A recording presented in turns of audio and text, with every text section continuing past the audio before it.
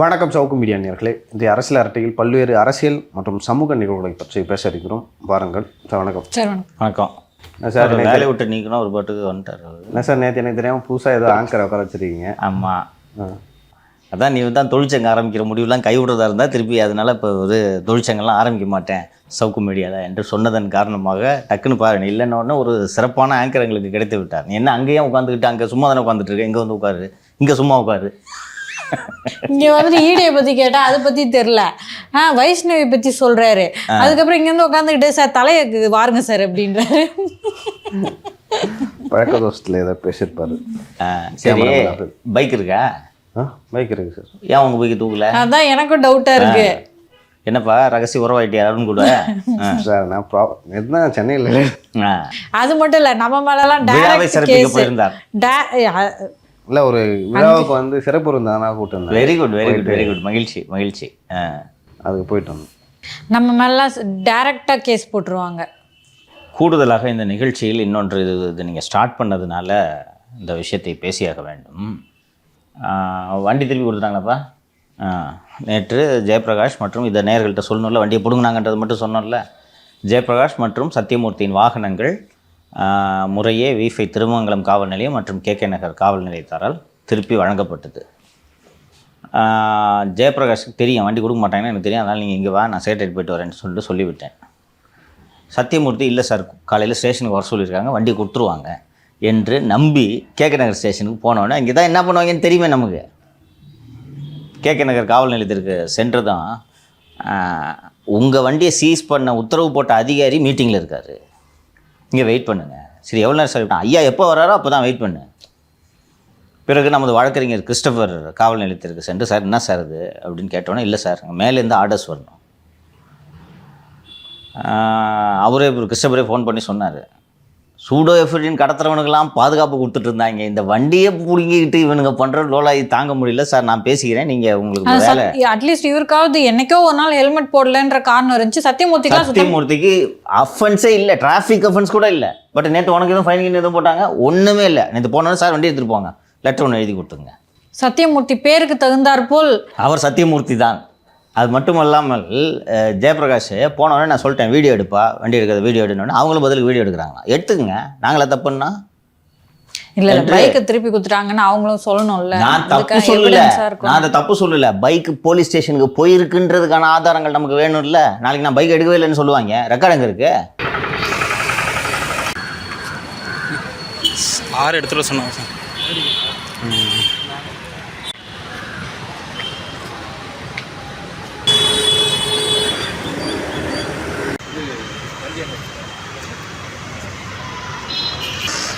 வந்துடுறேன்.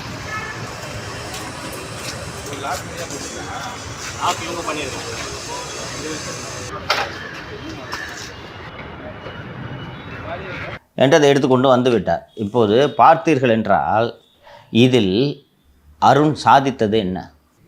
ஏதாவது நீங்கள் ஒரு அச்சீவ் பண்ணணும். குறைஞ்சது இப்போ உங்கள் மேலே கேஸை போட்டாங்கன்னா 45 நாள் உங்களை கண்டிஷன் எழுதி, இன்னும் முடியல, அதுக்கு சார்ஜ் ஷீட் போடுவாங்க, நீதிமன்றத்திற்கு அலைய வேண்டும். இப்போ இதை செய்ததுனால நாம் மூடி விடுவோமா? இல்லை நம்ம பசங்க அப்படிப்பட்ட பசங்களா சார், பைக்கு தூக்கிட்டு போயிட்டாங்க, நான் இனிமேல் வேலைக்கு வரலன்னு சொல்லிட்டு போயிடுவாங்களா? ஒரு அருண் என்ற அதிகாரி ஆணவத்தில் இப்படி ஆடுகிறார். நான் நேற்றே நிகழ்ச்சியில் குறிப்பிட்ட மாதிரி சிஎம்ஏ இதை விரும்பலை. இதெல்லாம் அவசியமற்ற அவப்பெயர் தானே. நேற்று தலைமைச் செயலகத்தில் போய் ஒரு பொம்மை முதல்வர் ஆட்சிங்கன்ட்டு தலைமைச் செயலகத்தில் சட்டப்பேரவைக்கு அருகே போய் நான் பேசிட்டு வரேன். இது அருணால் விளைந்தது தானே இது. நேற்று நான் தலைமைச் செயலகம் சென்றிருக்க போவதில்லை, அங்கே சென்று பத்திரிகையாளர்களை சந்தித்திருக்க போவதில்லை. இதற்கு முதல்வர் காரணமா?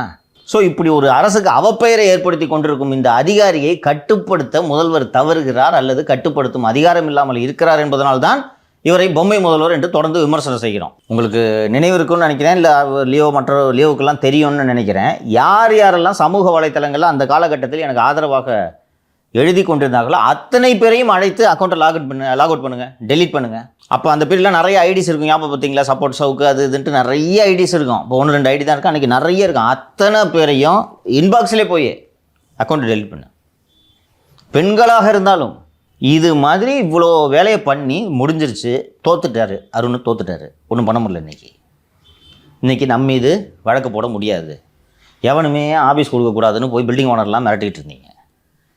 இன்று ஒரு அலுவலகம் ஒரு நல்ல மனதுடையவர் ஒருவர் அலுவலகம் கொடுத்து இன்றைக்கி அலுவலகம் நடந்து கொண்டு இருக்கிறது. இதுக்கு பிறகும் நீங்கள் இந்த வேலையை செஞ்சால் எப்படி நாங்கள் நிறுத்துவோம்னு நீங்கள் நினச்சிக்கிட்டு இருக்கிறீங்க? இதனால் அருண் அடைந்தது என்ன? அவப்பெயரை தவிர. கொஞ்சம் யோசிச்சு பாருங்கள். ஜெயபிரகாஷ் சாதாரண பின்புலத்திலிருந்து வந்த ஒரு பையன், அவனுக்கு எதிராக இந்த போலீஸ் டிபார்ட்மெண்ட்டுன்ற ஒரு மிகப்பெரிய அதிகாரத்தை எடுத்து ஒரு எளியவன் மீது பாய்ச்சறதுக்கு வெக்கப்பட வேணாம் நீங்கள்? யார் கூட சண்டை போடணும் நீங்கள்? உங்களுக்கு அருணுக்கு எதிராக ஏகப்பட்ட ஐபிஎஸ் ஆஃபீஸர் இருக்காங்க, அவங்க கூட மோதுவியா நீ? நான் கேட்குறேன். நிறைய சண்டை இருக்குது. இவரோட பேட்ச்மேட்டு தினகரனுக்கும் இவருக்கும் கட்டி உருளாத குறை. 2 பேரும் ஏடிஎம்கே பீரியடில் இவர் ஒரு அடிஷனல் கமிஷனர், அவர் ஒரு அடிஷனல் கமிஷனர். 2 பேரும் மாற்றி மாற்றி பத்திரிகையில் நியூஸ் வர வச்சுப்பாங்க. 2 பேருக்கு தான் வேலை. 2 பேருமே என்கிட்ட ஒருத்தர் மாற்றி மாற்றி தகவல் சொல்லுவாங்க. அருணும் என்கிட்ட தகவல் சொல்லுவார், தினகரனை பற்றி இதை போடு அப்படின்வார். அவர்கிட்ட இந்த வேலையை பண்ண முடியுது அவனால்? ஒரு எளியவன்கிட்ட போய் காட்டுறேன் நீ இந்த வேலையை? யாருக்கிட்ட சண்டை போடணுன்றது இல்லை. நானும் எளியவன் தானே. ஒரு சின்ன யூடியூப் சேனல் வச்சுருக்கேன், அவ்வளோதானே. உன்னோட போலீஸ் டிபார்ட்மெண்ட்டு இவ்வளோ பெரிய அதிகாரத்தை எடுத்து என் மேலே சுமத்துறதுக்கு வெக்கப்படணும் அருண். இதை இந்த முதல்வர் வேடிக்கை பார்த்துட்டு இருக்காருன்னா இவருக்கெல்லாம் ஆட்சி நடத்துறதுக்கு தகுதி இருக்குன்னு நினைக்கிறீங்களா நீங்கள்? ஒரு அதிகாரி தப்பு பண்ணுறான்னு தெரிஞ்சிச்சுன்னா அவனை தூக்கி போய் எங்கேயாவது தூக்கி ஹோம்கார்டில் போடுங்க அருணை. எவ்வளோ நேரம் பார்க்கும் அருணை தூக்கி ஹோம்கார்டுக்கு போகிறது? எவ்வளோ நேரம் ஆகும்னு சொல்லு. தொடர்ந்து இந்த ஆளால் தலைவலி. அந்த மெரினா ஏர் ஷோவில் 5 பேர் செத்ததில் ஆரம்பித்து அருணால் தொடர்ந்து தலைவலி. அதற்கு பிறகு சேலம் செல்லும் விமானத்தில் போய் எடப்பாடி பக்கத்து சீட்டில் போய் உட்காந்துட்டு, சார் நான் உங்கள் கவர்மெண்ட் வந்துச்சுன்னா நான் உதவி பண்ணுறேன், சிஎம்க்கு உடம்பு சரியில்லைன்னா போய் சொல்லியிருக்காருன்றது உளவுத்துறை சரிபார்த்து சொல்லிவிட்டது. அந்த விமானத்தில் பணிபுரிந்த குரூவெல்லாம் போய் இன்டெலிஜென்ஸ் விசாரிச்சிருச்சு. ஏன்னா இயல்பாகவே எடப்பாடியோட சீட்டு அருணுக்கு பக்கத்தில் இருந்துச்சுன்னா நீங்கள் யாரும் ஒன்றும் ப்ளேம் பண்ண முடியாது. அதுக்கு பக்கத்தில் உட்காந்துருக்க ஆளை, சார் கொஞ்சம் சீட்டு மாற்றிங்கன்னு சொல்லி கேட்டு அருண் போய் அங்கே உட்காந்ததை ஃப்ளைட் குரூப் பூரா பார்க்குறாங்க. இதை இன்டெலிஜென்ஸ் போய் இந்த மாதிரி மாறி உட்காந்தாரான்றதை கேட்டு விசாரிச்சிட்டாங்க. நீ டிஎம்பி கவர்மெண்ட்டில் வேலை செஞ்சுட்டு முன்னாள் முதல்வர் அதிமுகவோட பொதுச் செயலாளர் பக்கத்தில் போய் எதுக்கு சேலம் வரைக்கும் நீ என்ன பேசிகிட்டு இருந்த? ஃபஸ்ட்டு நீ பேசுனது பின்னாடி உட்காந்து ஒருத்தர் கேட்டுட்டு இருந்துட்டு சொல்லிட்டாரு. இல்லவே இல்லைனாலும் நீ சீட்டு மாதிரி எதுக்கு பக்கத்தில் உட்காந்த? குறைஞ்சது இந்த மாதிரி ஒரு ஆளுன்னு தெரிஞ்சால் அப்போயாவது மாற்றிருக்க வேணாமா? இதெல்லாம் இப்போ அவசியமா? அதற்கு பிறகு விருகம்பாக்கத்து ஸ்டேஷனில் விருகம்பாக்குமா, திருவான்மூர் ஸ்டேஷன்லேருந்து சம்மந்தம் வந்துச்சா நம்ம 3 பேருக்கும்? பிறகு அதுக்கு சம்மந்தமே இல்லாத நீங்கள் நான் போட்ட ட்வீட்டுக்கு 3 பேருக்கு சம்மந்தம் வந்துச்சு. அதுவும் அடுத்தடுத்த நாள். ஞாபகம் இருக்கா உங்களுக்கு? அந்த பேட்டர்ன் பார்த்தீங்கன்னா புரியும். நம்ம 3 பேரையும் ஒரு நாள் வர சொன்னாங்கன்னா போய் நின்று சார் இதுதான் சார் அப்படின்னு சொல்லிட்டு வந்திருக்கலாம். அடுத்தடுத்த நாள் வர சொல்லுவது என்னென்னா நிகழ்ச்சியை தடைப்படுத்தணும். அதுக்கு அடுத்து நீங்கள் கேமராமேன் எடிட்டர் பைக்கை தூக்கிட்டு போகிறீங்க. இது ஒரு அதிகாரி இப்படி செஞ்சுட்டு இருக்காரு. இப்போ நான் உண்மையிலேயே இவர் ஏன் பொம்மை முதல்வர்னு சொல்கிறேன்னு உங்களுக்குலாம் நிறைய பேருக்கு வருத்தம் இருக்கும். என்னங்க சிஎம் போய் இப்படி சொல்கிறீங்க? அவர் நல்லவர்ன்றது நானும் மறுக்கலை. நாட்டை ஆள்றது வல்லவன் ஆளணும், நல்லவன் ஆளக்கூடாது. நல்லவன் போய் ஆசிரமத்தில் உட்காந்துக்கணும். எதிரிகிட்டேருந்து போர் வந்துச்சுன்னா, போர் வருதுன்னா அதை சமாளித்து, எதிரியை திறம்பட சமாளித்து தன் நாட்டின் மக்களை பாதுகாக்கும் ஒருவன் தான் நாட்டை ஆள வேண்டும். அவன்தான் நாட்டை ஆள தகுதியானவன். நல்லவன் அரசவைக்கு போகக்கூடாது. நல்லவன் ஆசிரமத்தில் போய் இருக்கணும். பொதுமக்களுக்கு நன்மையை போதித்து கொண்டு இருக்க வேண்டும். இதுதான் காலங்காலமாக வரலாறு. உங்கள் கவர்மெண்ட்டில் ஒரு அதிகாரி அடங்காமல் இவ்வளவு ஆட்டம் போட்டு கொண்டு இருக்கிறார். உங்கள் மகனே சொல்கிறாரு இந்த அதிகாரி போடுற ஆட்டத்தை. நீங்கள் இதை அவரை மாற்றுறதுக்கு கூட நீங்கள் இவ்வளோ யோசிச்சுக்கிட்டு மாற்ற முடியாமல் இப்படி உட்காந்துட்டீங்கன்னா என்ன சிஎம் நீங்கள்? அப்போ எப்படி 8 கோடி மக்களுக்கு ஒரு நன்மை செய்வார்? எப்படி உறுதியான கரங்களால் இவர் ஆட்சி செய்வார்? இப்போ நான் எதை எழுதி கொடுத்தாலும் இவர் படிச்சுட்டு இவருக்கு எதுவுமே தெரியாமல் சுற்றிட்டு இருக்காருன்னு நான் சொன்னேன், தெரியுதா? இப்போ அடுத்த விஷயத்துக்கு வரும். என்ன சொன்னீங்க? ஆக்சுவலாக நீங்கள் எப்பயுமே சொல்லுவீங்க அவர் இல்லை சிஎம், இங்கே இன்னொரு சூப்பர் சிஎம் இருக்கார் அப்படின்னு சொல்லிட்டு. இப்போ சூப்பர் சிஎம் மனசு வச்சா தான் வந்து மாற்ற முடியும். நம்மள்ட்ட சிஎம்கிட்ட ட்ரூ, வெரி ட்ரூ லியோ. நீங்கள் சொல்கிறது மிக மிக சரி. ரொம்ப அழகாக சொல்லிட்டீங்க நீங்கள், எளிதா. அவர் காதுக்கே இது போனாலும் இந்த ஆட்டை தான் கூப்பிட்டு கேட்பார் இந்த சூப்பர் சிஎம். என்ன சார் செக்ரட்டரி சார் பார்த்திங்களா? நல்லா இல்லை சார், அவர் திராவிட ஐபிஎஸ். அப்படியா? சரி, செக்ரட்டரி சொல்லிட்டார். அதோட விளைவு தான் அது. அப்போது சுயமாக சிந்திச்சு முடிவெடுக்க கூட முடியாத ஒரு ஆள் எப்படிப்பா நாட்டை ஆளலாம்? இப்போ இந்த அடுத்த விஷயத்துக்கு வாங்க சார். அடுத்த நிதி ஆயோக் அந்த கூட்டத்திற்கு வந்து 4 வருடமாக வந்து ஏதாவது ஒரு காரணத்தை சொல்லி திமுக அரசாங்கம் வந்து அதை ஸ்கிப் பண்ணிட்டே இருந்தாங்க. அப்படி இருந்தாலும் முதல்வர் போக மாட்டார். முதல்வர் சார்பாக வேறு யாராவது போய் கலந்து கொள்வார்கள்.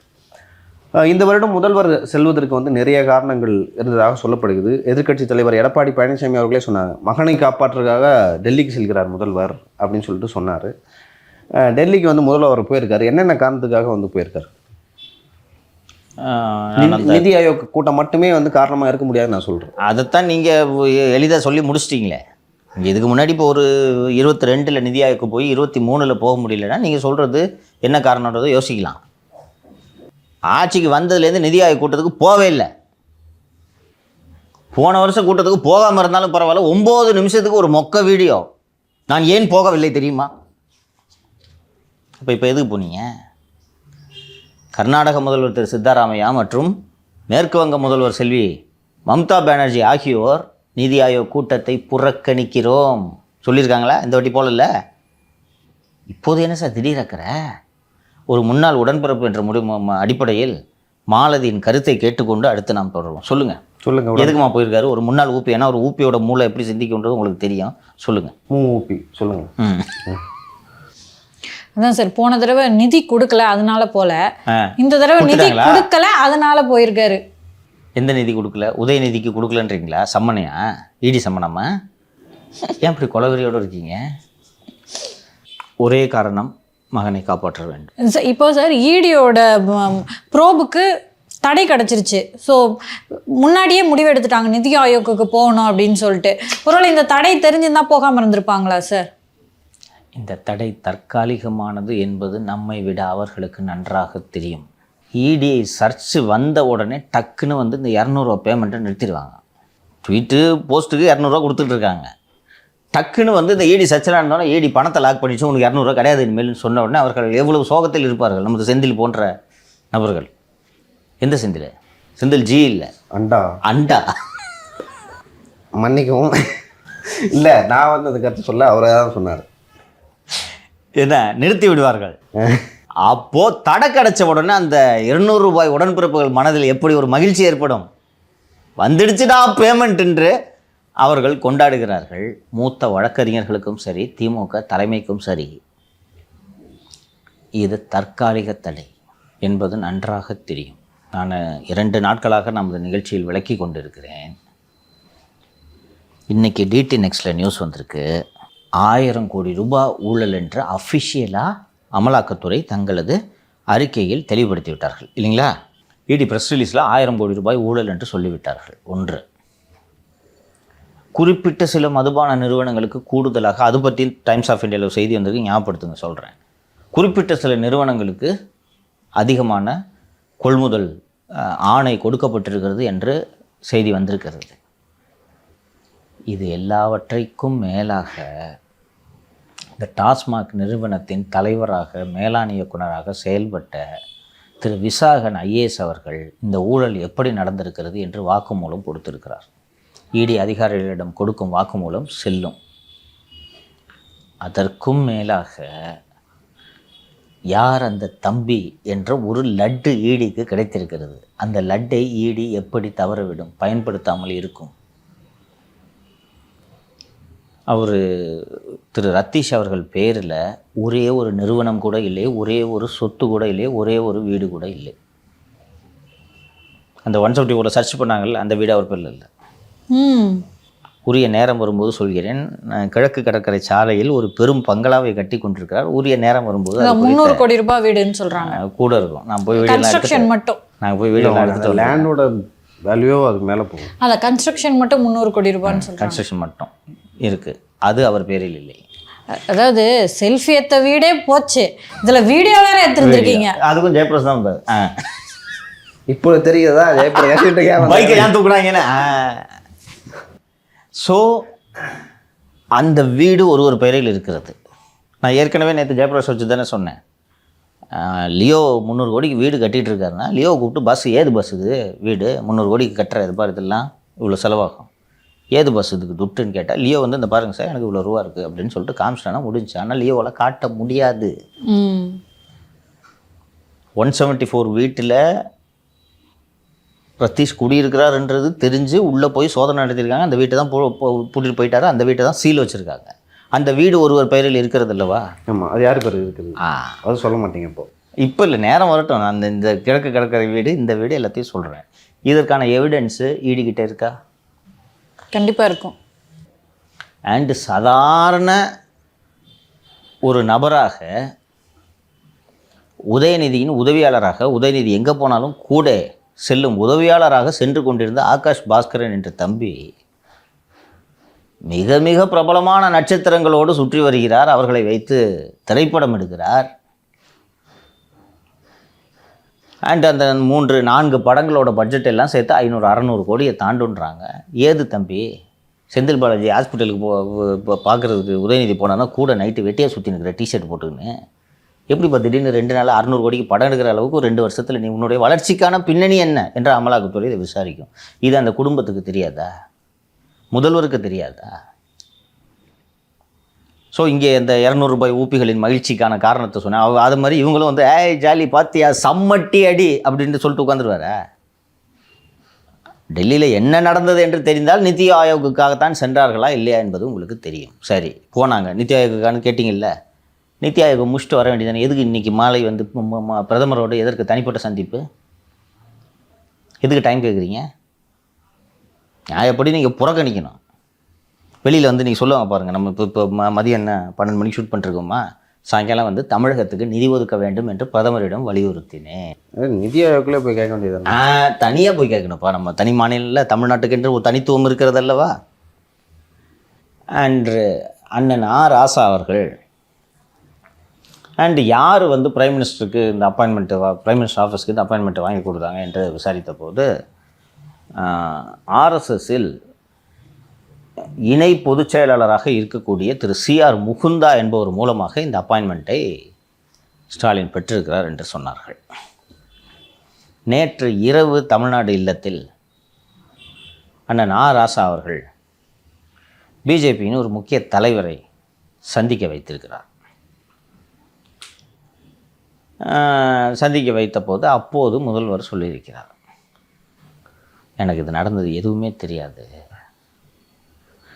சின்ன பசங்க சேர்ந்து இந்த மாதிரி பண்ணிட்டாங்க, பையனை எப்படியாவது காப்பாற்றணும் என்று சொன்னவுடன் இவங்களுக்கு தெரிஞ்சதெல்லாம் என்ன, எல்லாத்தையும் பணத்தை வச்சு பேசுகிறது தானே. பீகார் எலெக்ஷனுக்கான செலவை நாங்கள் பார்த்துக்கணும். அவர்கள் இதை கேட்டுக்கொண்டு சரி பார்த்துக்கலாம், நீங்கள் ஒன்றும் ஒரி பண்ணாதீங்க, PM அப்பாயின்மெண்ட் வாங்கி தரோம் என்று சொல்லிவிட்டு சென்று விட்டார்கள். இன்று பிரதமரும் சந்திப்பார். अच्छा स्टालिन जी कैसा है कैसा है मैं तमिल सीख रहा करता हूँ என்று இந்தியில் உருட்டிவிட்டு ஃபிகர் மத் கீஜியே என்று சொல்லி அனுப்பி விடுவார். இவர்கள் கொடுக்கும் இந்த பணத்தை நம்பியா பீகார் தேர்தலை சந்திக்கிறார்கள் பிஜேபி? அவர்களிடத்தில் இல்லாத பணமா?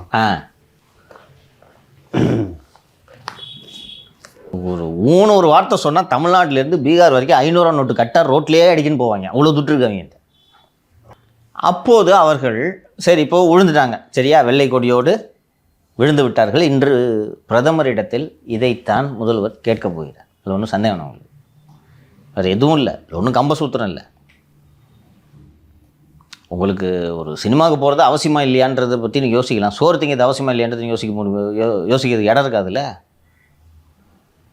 ஸோ அறுவை சிகிச்சை செய்யக்கூடிய அளவுக்கு ஒரு நெருக்கடியான நோய், ஹார்ட் அட்டாக் வந்துருச்சு, பைபாஸ் பண்ணுமா வேணாம் பண்ணுறதுல ஆப்ஷன் இருக்குது அவங்களுக்கு. புள்ள தலைக்கு கத்தி வந்துருச்சு. நேருன்னா அவர் பார்த்துப்பார், துரமுருகனா அவர் பார்த்துப்பார், உதயநிதியை யார் பார்க்கணும்? நீங்கள் தானே பார்க்கணும். அப்பா இதில் நிறைய விஷயங்கள் இருக்குது சார், நீங்கள் பேசி முடிங்க. சொல்லு. இன்னொன்று, தமிழ்நாட்டுக்கே அப்பான்னு உருட்டுனீங்க, ஆனால் நீங்கள் உதயநிதிக்கு தான் அப்பான்றது இன்றைக்கி தெரிஞ்சு போச்சா? உன் கட்சிக்காரனுக்கே அப்பா இல்லை, நீங்கள் கட்சிக்காரனுக்கு தலைவராக கூட இல்லை. எக்ஸாக்ட்லி. பொன்முடிக்கு, துரைமுருகனுக்கு, நேருவுக்கு அப்படின்னு அடிக்கிட்டே போகலாம் சார் நிறைய பேரை. அந்த இதோட சொல்லிடுறேன். நீங்கள் இந்த தொடக்கத்தில் கேட்டது இடியில் இதில் டிடி நெக்ஸ்ட்டில் இன்றைக்கி நியூஸ் வந்திருக்கு. ED to tell Supreme Court of TASMAC's tampering cash stash. Official sources said the agency was about to record the statement of some important players in this money laundering case after it unearthed some incriminating WhatsApp chats between a top official of TASMAC and a power broker who is the prime suspect in this case.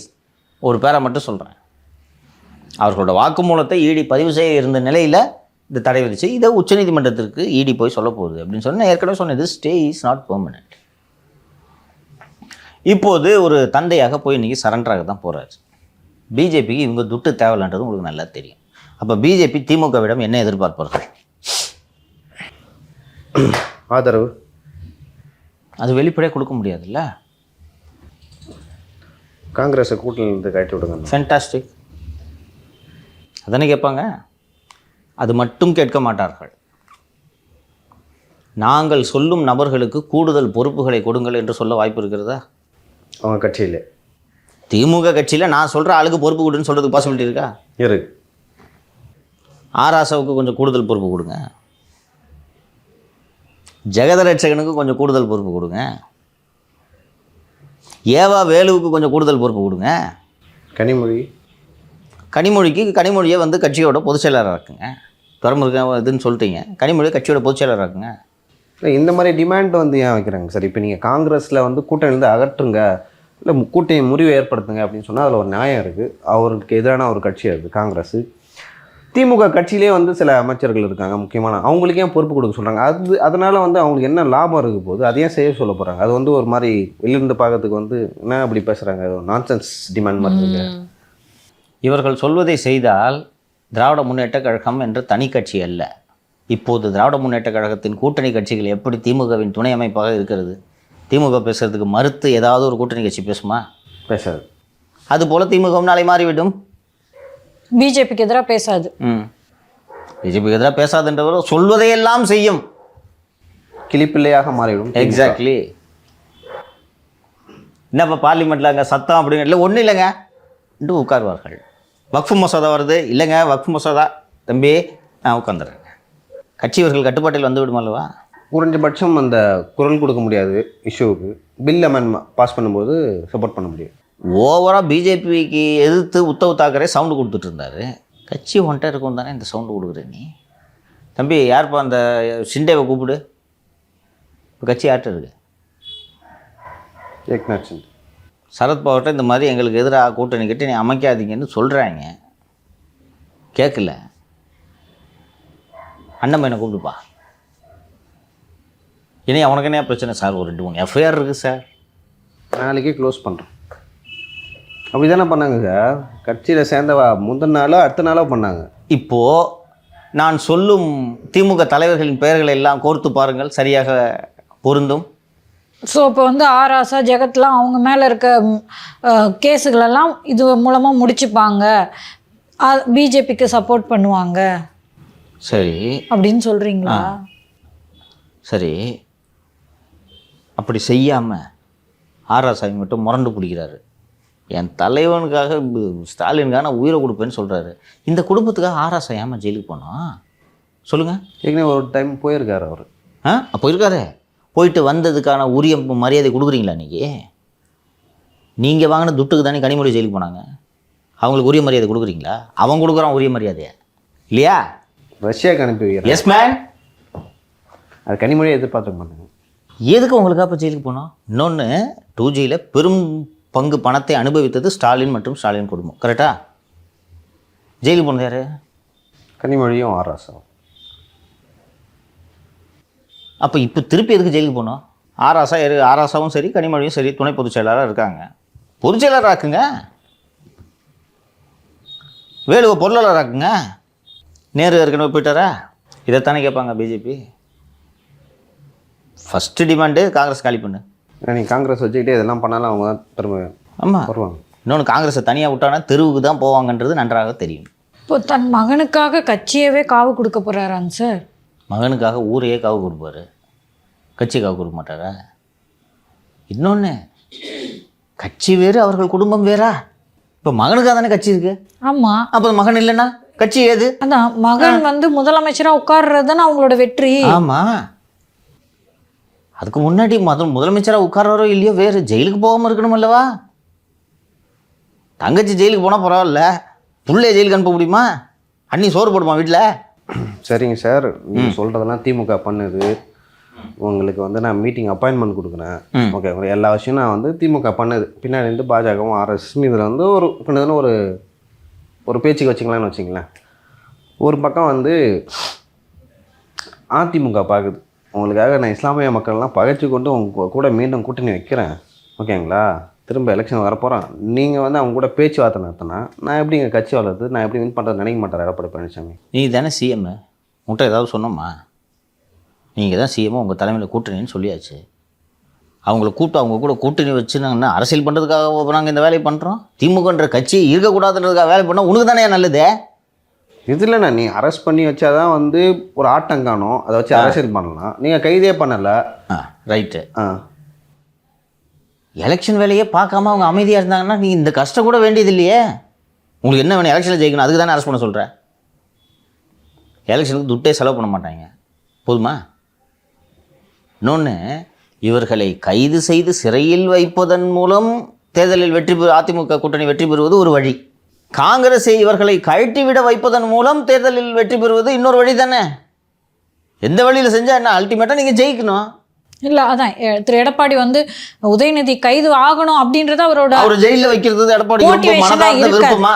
மோட்டிவேஷனாக கண்டிப்பாக இருக்காது. விடுதலை சிறுத்தைகளையும் காங்கிரஸ் கட்சியும் திமுக கூட்டணியிலேருந்து கழட்டி விடுகிறோம் போதுமா அப்படின்னு கேட்டாங்கன்னா முடிஞ்சு போச்சு. நயினாருக்கு சால்வ் போட்டார் பார்த்தியா திரும்ப. அது எதேச்சையான சந்திப்பு. அவர் திரும்ப ஸ்டில் ஆன்டி பிஜேபி லைனில் ஸ்ட்ராங்காக தான் இருக்கார். எல்லாம் நடக்காதது கிடையாது. தனியாக நில்லுங்க, அந்த பால் பாக்கெட் கட்சிக்கிட்ட போங்க. நீங்கள் என்ன போய் திமுகவில் இவ்வளோ தான் 10 வருஷமாக ட்ராவல் பண்ணிட்டீங்களா, போதும் பால் பாக்கெட் கட்சிக்கு போங்கன்னா முடிஞ்சு போச்சு. இது பாசிபிள் தானே? பாசிபிள். உதயநிதி ஜெயிலில் வச்சு தான் ஜெயிக்கணுமா எலெக்ஷனுக்கு? உதயநிதி ஜெயிலில் வைக்கிறதுக்கான வைக்கணும் என்ற கோரிக்கைக்கான நோக்கம் என்ன? ஜெயிக்கிறது. அதுக்கு கூட்டணி உடச்சி விட்டு ஜெயிக்க தானே போகிறீங்க. உலகாரப்பாலாம் இருக்கேப்பா நீ. ஏன்ப்பா சின்னவர் ஜெயிலில் வைக்கிறதுக்கு இது காலைல 6 மணிக்கெலாம் எழுப்பி விட்ருவாங்கப்பா. எவ்வளோ கஷ்டப்பட்டு வர யோசிச்சுப்பார். மற்றது எல்லாம் பரவாயில்ல. இந்த மார்னிங் 6 o'clock, மை காட். கட்சி பேர் தான் உதயசூரியன். அவர் உதயசூரியனை பார்த்ததில்லை. சார் இது எப்படி தெரியுமா வச்சுக்கிட்டு எதுக்கு அவர் தனியாக பார்க்கணும்? Correct, exactly. இது வந்து இந்த 23ஆம் புலிகேசியில் 2வது வடிவேல எடுத்துட்டு போய் ஜெயிலில் போட்டுருவாங்க. அப்போ வந்து ஏதோ சுரக்கிறதையோ இதுதான் வேர்வையா அப்படின்ற மாதிரி. எப்படி இருந்தாலும் அல்டிமேட்லி 26ல் திமுக ஆட்சிக்கு வரக்கூடாது. அதை எப்படி அடைந்தால் என்ன? இன்னொன்று சார், உதயநிதி ஒருவேளை கைதாகிறாருன்னு வைங்களேன், அனுதாப ஓட்டுக்கெல்லாம் மாறுறதுக்கான பாசிபிலிட்டிஸ் இருக்கு. எந்த அலையும் மாறாது. அதற்கான இடத்தை பிஜேபி கொடுக்கவே கொடுக்காது. அப்படி சிம்பத்தி வேவ் வந்து நீங்கள் ஜெயிச்சிருவீங்களா? இன்னொன்று, உதயநிதி அரெஸ்ட் ஆகி ஜெயிலுக்கு போனான்னா மக்கள் எல்லாம் கதறுகிற அளவுக்கு அவர் இந்த மக்களுக்கு என்ன செய்துட்டார்? மக்களுக்கென்று அவர் செய்த ஒரே பணி மொக்கை படங்களில் நடிப்பதை நிறுத்தியது மட்டும்தான். வேறு மக்களுக்காக அவர் எதுவும் செய்ததாக எனக்கு நினைவில். உனக்கு எதுவும் தெரியுதாப்பா? சாயங்காலம் 6 மணிக்கு எழுந்திரிச்சு நேற்று நைட்டு பார்த்தீங்கன்னா 11:45 ஒரு ட்வீட் போட்டிருக்காருமா. அம்பேத்கர் வழியில் ராத்திரி 11:45 நிகழ்ச்சி சாயங்காலம் நடந்திருக்கு. நைட்டு 11 இரவு பகல் பார்க்காமல் கட்சி பணியை பார்க்கிறார். நம்ம அதை தான் அப்படி தான் பார்க்கணும். இரவு பார்க்காமல் கட்சி பணி பார்க்கிறான்றதை நான் ஏற்றுக்கிறேன். பகல் பார்க்காமல் சொல்லாதேன். அவர் பகல் பார்க்கலை. இது மட்டுமல்லாமல் முதல்வர் குடும்பத்தில் பெரும் குழப்பம், அதாவது சமாளிக்க முடியாத அளவுக்கு சிக்கல்கள் ஏற்பட்டு விட்டது. இந்த ஆண்டு ஜனவரி மாதம் சமீபத்தில் கலைஞரின் மகள் செல்வியோட கணவர் இறந்தார். ஒரு 6 மாதத்துக்குள்ளே இறந்து விட்டார். ஜனவரி மாதம் செல்வி சித்தரஞ்சன் சாலை வீட்டிற்கு சென்று பஞ்சாயத்தை தொடங்கி இருக்கிறார். சொத்து பஞ்சாயத்தா? ஆமாம். சொத்தை பிரித்து கொடுங்க. ஒரு டிரான்ஸ்ஃபர் போட முடியல, ஒரு டெண்டர் போட முடியல, எது கேட்டாலும் நீங்கள் தலையிடக்கூடாது, யாரும் செஞ்சு தரக்கூடாதுன்ட்டு சொல்லிகிட்டு இருக்காங்க. நீ மட்டும்தான் கருணாநிதிக்கு பிள்ளையா? கருணாநிதியோட பிள்ளையா இல்லாமல் இருந்தால் நீ இந்த பதவிக்கு வந்திருப்பியா? எங்களுக்கு அப்பா யார்? அண்ணன் ஏதோ பேசாமல் இருக்குன்றதுக்காக அப்படியே விட்டுருவியா? இது இந்த ஆண்டு ஜனவரி மாதம் நடக்குது, விட்டுருவியா? எந்த விஷயத்துக்காக ஒரு அதிகாரிகிட்ட எது ஃபோன் பண்ணாலும் சிஎம் ஆஃபீஸ்லேருந்து செய்யக்கூடாதுன்னு உத்தரவு இருக்குது. தினேஷ்கிட்ட பேசுனா இவன்கிட்ட பேசணும். நான் ஏன் தினேஷ்கிட்ட பேசணும்? அம்போன்னு விட்டுட்டீங்க. 4 வருஷம் ஆகுது. இது வரைக்கும் ஒரே ஒரு காரியத்தை கூட இந்த ஆட்சியில் என்னால் செஞ்சுக்க முடியல. எவனோ வரான், கட்சி பேரை சொல்லி செஞ்சுக்கிட்டு போகிறான். எங்கள் அப்பா கட்சி அது. எங்கள் அப்பாவோட மகள் நான். ஒரே வயிற்றில் பிறந்த சிப்ளிங்ஸ். ஆமாம். ஸ்டாலின் அவர்களும் செல்வியும் 3 பேருங்க. சொந்த பத்மாவதி, மூக்கமுத்து ஓவர், தயாளு அம்மாள், ஸ்டாலின், தமிழரசு, அழகிரி பெரியவர், ஸ்டாலின், தமிழரசு, அழகிரி, செல்வி, ராஜாத்தி அம்மாள், கனிமொழி, ஓவர் அந்த லைன். இது எல்லாமே இவங்க சிப்ளிங்ஸ். தமிழரசுக்கு எப்போ நம்ம ஆட்சி வந்தாலும் ஸ்கிராப்பு கான்ட்ராக்ட்டு தமிழரசுக்கு தான் மொத்தமாக கொடுப்பாங்க. இந்த வாட்டி அந்த ஸ்கிராப்பு கான்ட்ராக்டை பிரித்து செல்வ பிறந்தகைக்கு ஒரு பங்கு, அண்ணாமலைக்கு ஒரு பங்குன்னு, அண்ணனுக்கு ஒரு பங்குன்னு 3ஆக பிரித்து அதை கொடுக்குறீங்க. யார் ஆட்சி இங்கே நடக்குது என்று அவர் கத்தியதும், சரி நீங்கள் இப்போ சிங்கிள் மதர், அதனால் உங்களுக்கு மந்த்லி 50 lakhs என்றது ஜனவரியில் எடுக்கப்பட்ட முடிவு. இவங்க அழகிரிக்காகவும் பேசியதால் எங்கே இவங்க போய் அழகிரியோட கூட்டணி வைத்து விட போகிறார் என்று அழகிரிக்கு எனக்கே தெரியும். அது கவர்மெண்ட் வந்ததுலேருந்து மாதம் 2 ரூபா கொடுத்துட்டு இருந்தாங்க. 2 கோடி மாதம் செலவுக்கு அந்த குடும்பம். 2 ரூபா, 2 லட்ச ரூபாய் நினச்சேன். 2 கோடி கொடுத்துட்டு இருந்தாங்க. இப்போ அந்த அலவன்ஸை இன்க்ரீஸ் பண்ணி 3 கோடின்னு ஆகிட்டாங்க. செல்விக்கு இந்த மாதம் 50 லட்ச ரூபா கொடுத்துட்டு கண்டிஷன், டெண்டரு, டிரான்ஸ்ஃபர்னு எந்த ஃபோனும் அவங்ககிட்டேருந்து வரக்கூடாது இப்படின்னு சொன்னோன்னே நீங்கள் 2 பேரும் என்ன நினச்சிருப்பீங்க? பரவாயில்ல, அண்ணன் இவர் கொடுக்குறாரு, பரவாயில்லையே, மாதம் 50 ரூபா கொடுக்குறாருன்னு. வேலுவை கூப்பிட்டு, அண்ணே பார்த்துக்குங்கண்ணே, வேலு மாதம் கொடுத்துக்கிட்டு, அண்ணே என்று சொல்லிவிட்டார். சரியா? இப்போது அமலாக்கத்துறை வந்த பிறகு ரத்தீஷ் என்ற தம்பி கிட்டத்தட்ட 3000 கோடி அடித்திருக்கிறார் என்ற தகவலை கேட்கும் செல்விக்கு எப்படி இருக்கும்? யாருன்னே தெரியாதுல அந்த பையன். எவனோ சம்பாரிச்சுட்டு போகிறான். கட்சிக்காரன் சம்பாரிச்சிருந்தா கூட பரவாயில்ல. அதுவும் அவர்கள் பேசி கொண்டிருக்கும் வார்த்தைகளை என்னால் நிகழ்ச்சியில் சொல்ல முடியாது. தமிழரசுக்கும் கோவம் தான். அவருக்கு கொஞ்சம் சாஃப்டான கேரக்டரு, அவருக்கும் வருத்தம். ஸ்கிராப்பு 3ஆக பிரித்து கொடுக்குறீங்க. 1/3 அண்ணாமலைக்கு, 1/3 செல்வ பிறந்தைக்கு, எனக்கு ஒன்று கொடுக்குறீங்க, நான் இது பண்ணிட்டேன். இவன் யார்? இவங்களை எல்லாம் இந்த பிளட் ரிலேட்டிவ்ஸ் இருக்காங்கல்ல, கருணாநிதி கிட்ட நீங்கள் கவனித்து பார்த்தீங்கன்னா நல்லா ஒரு எல்லாரும் அரவணைச்சிட்டு இருப்பார் தெரியுமா? மாறன் ஃபேமிலி கூட விட மாட்டார். கவனிச்சிருக்கியா? மேனேஜ் பண்ணி எல்லாருக்கும். செல்விக்கு வருஷம் புடவை கடை போடணும் சொல்லியிருக்கேன் அந்த கதையா. ஜெயதர்ஷனோட யோ சொல்லி அப்படின்னோடனே செல்வி வந்து அக்காடு ஹோட்டலில் ஒரு ஃப்ளோரில் புடவை வியாபாரம். இத்து போன புடவையெல்லாம் 2 லட்ச ரூபா கொடுத்து கட்சிக்காரன் வாங்கிட்டு போவோம். உண்மைப்பா, இதெல்லாம் வரலாறுப்பா. வியாபாரம் அடிப்படை போகுது சார். ஓகே, இல்லைன்னா புடவையோட தரம் பற்றி அவங்களுக்கு தெரியாது. ஒரு ஃப்ளோரு கொடுத்த உடனே 2 நாள் சாரி வந்து இது மாதிரி புடவையை பார்த்ததே இல்லை, இந்தாங்க 5 லட்ச ரூபா வைங்க இந்த ஃபோட்டோ பண்ணிட்டு ஒவ்வொரு மாட்டுச்செலராக கட்சிக்காரனாக வந்து பார்த்துட்டு போயிட்டு தலைவர்கிட்ட கொஞ்சம் சொல்லி செல்வியை பார்த்துக்குவாங்க. இவருக்கு ஸ்கிராப்பு கான்ட்ராக்டர். அந்த பையன் ஒருத்தர் சினிமாவில் நடிக்கிறாங்க, மௌன குருவில் எல்லாம், அருள்நிதி, அவனுக்கு ஒரு 4-5 படம். அமிர்தத்தை கலைஞர் டிவியில் ஒரு சிஓ பொசிஷனில் அவர் இருக்கார். எல்லாரும் வேணும். இல்லை உங்களுக்கு வந்து அதுக்கு ஒரு மிகச்சிறந்த உதாரணம் என்ன சொன்னோன்னா, இந்த 2G கேஸ் இருக்குல்ல சார், அதெல்லாம் சன் டிவியில் போட்டு ரிப்பீட்டாக தமிழ்நாட்டுக்கு பரிச்சயமானதே அதான். ஒரு கட்டத்தில் வந்து ஒரு பெரிய சண்டை வந்துருச்சு. அதன் பிறகும் வந்து தயாநிதி மாறனுக்கு சீட்டு கொடுத்து நிற்க வச்சு சீட்டு கூப்பிட்டுட்டார். அப்புறம் தான் சரி இது இவனுங்க ஆபத்து, இவனுங்களை தள்ளி வைக்கிறத விட பக்கத்தில் வைக்கிறது தான் நல்லது என்று முடிவெடுத்து தான் இதயம் இனித்தது, கண்கள் பணித்தன என்று இவர்கள் ஒன்றாக சேர்ந்து 3 பேரை கொன்னது தான் மிச்சம். 2 அவர்கள் ஒன்றாக சேர்ந்தார்கள். இந்த குடும்பம் இருக்குல்ல, ஸ்டாலின் குடும்பம், ஒருத்தரையும் கிட்ட சேர்க்கறது இல்லை. ஆட்சிக்கு வந்தவுடன் இவர்கள் செய்த முதல் வேலை, கருணாநிதி பெயரில் இருந்த சொத்துக்களை அத்தனையும் யாருக்கெல்லாம் எவ்வளோ ஷேரா அவங்கக்கிட்ட பணத்தை கொடுத்து அதை வாங்கிக்கிட்டது. அது இன்செக்யூரிட்டியும் ஒரு காரணமாக இருக்கும். என்ன, நீ கிட்ட வராது அவ்வளோதான். ஒரு கருணாநிதியோட சொத்து தானே இது. இந்த முரசொலி கட்டடம், அச்சகம், அதெல்லாம் அந்த கோடம்பாக்கம் இருக்க அந்த பில்டிங்கு, ட்ரஸ்ட்டு எல்லாம். நாளைக்கு ட்ரஸ்ட்டில் கிளைம் பண்ண வந்துட்டாங்கன்னா மார்க்கெட் ரேட்டு, இவங்க யாரும் போய் வெளியில் முணுமுணுக்க கூடாதுன்றதுக்காக. இது நான் சொல்கிறது மே மாதம் 2021 நடக்குது. எவ்வளோ நாள் அப்போ பிளானில் இருக்காங்கன்னு பாரு. எலெக்ஷன் ரிசல்ட்ஸ் வந்தோடனே அந்த உடனே இன்றைக்கி சதுர அடி ஒரு 10,000 ரூபான்னு வச்சுக்கோங்க, ஸ்கொயர் ஃபீட்டு. 10,100 ரூபா போட்டு நம்ம கனிமொழி 1 ஷேரு, இந்தம்மா 1 ஷேரு. முரசொலியோட பிரிண்டர் அண்ட் பப்ளிஷர் யார் சொல்லுங்கள்? உதயநிதி அவர்களா? சார், துர்காவோட சொந்தக்கார பையன் கார்த்திகேயன் சண்முக சுந்தரம், கலைஞர் டிவி கார்த்திக்னு சொல்லுவாங்க, கேள்விப்பட்டிருக்கியா? மொத்தத்தையும் கட் பண்ணி விட்டாங்க.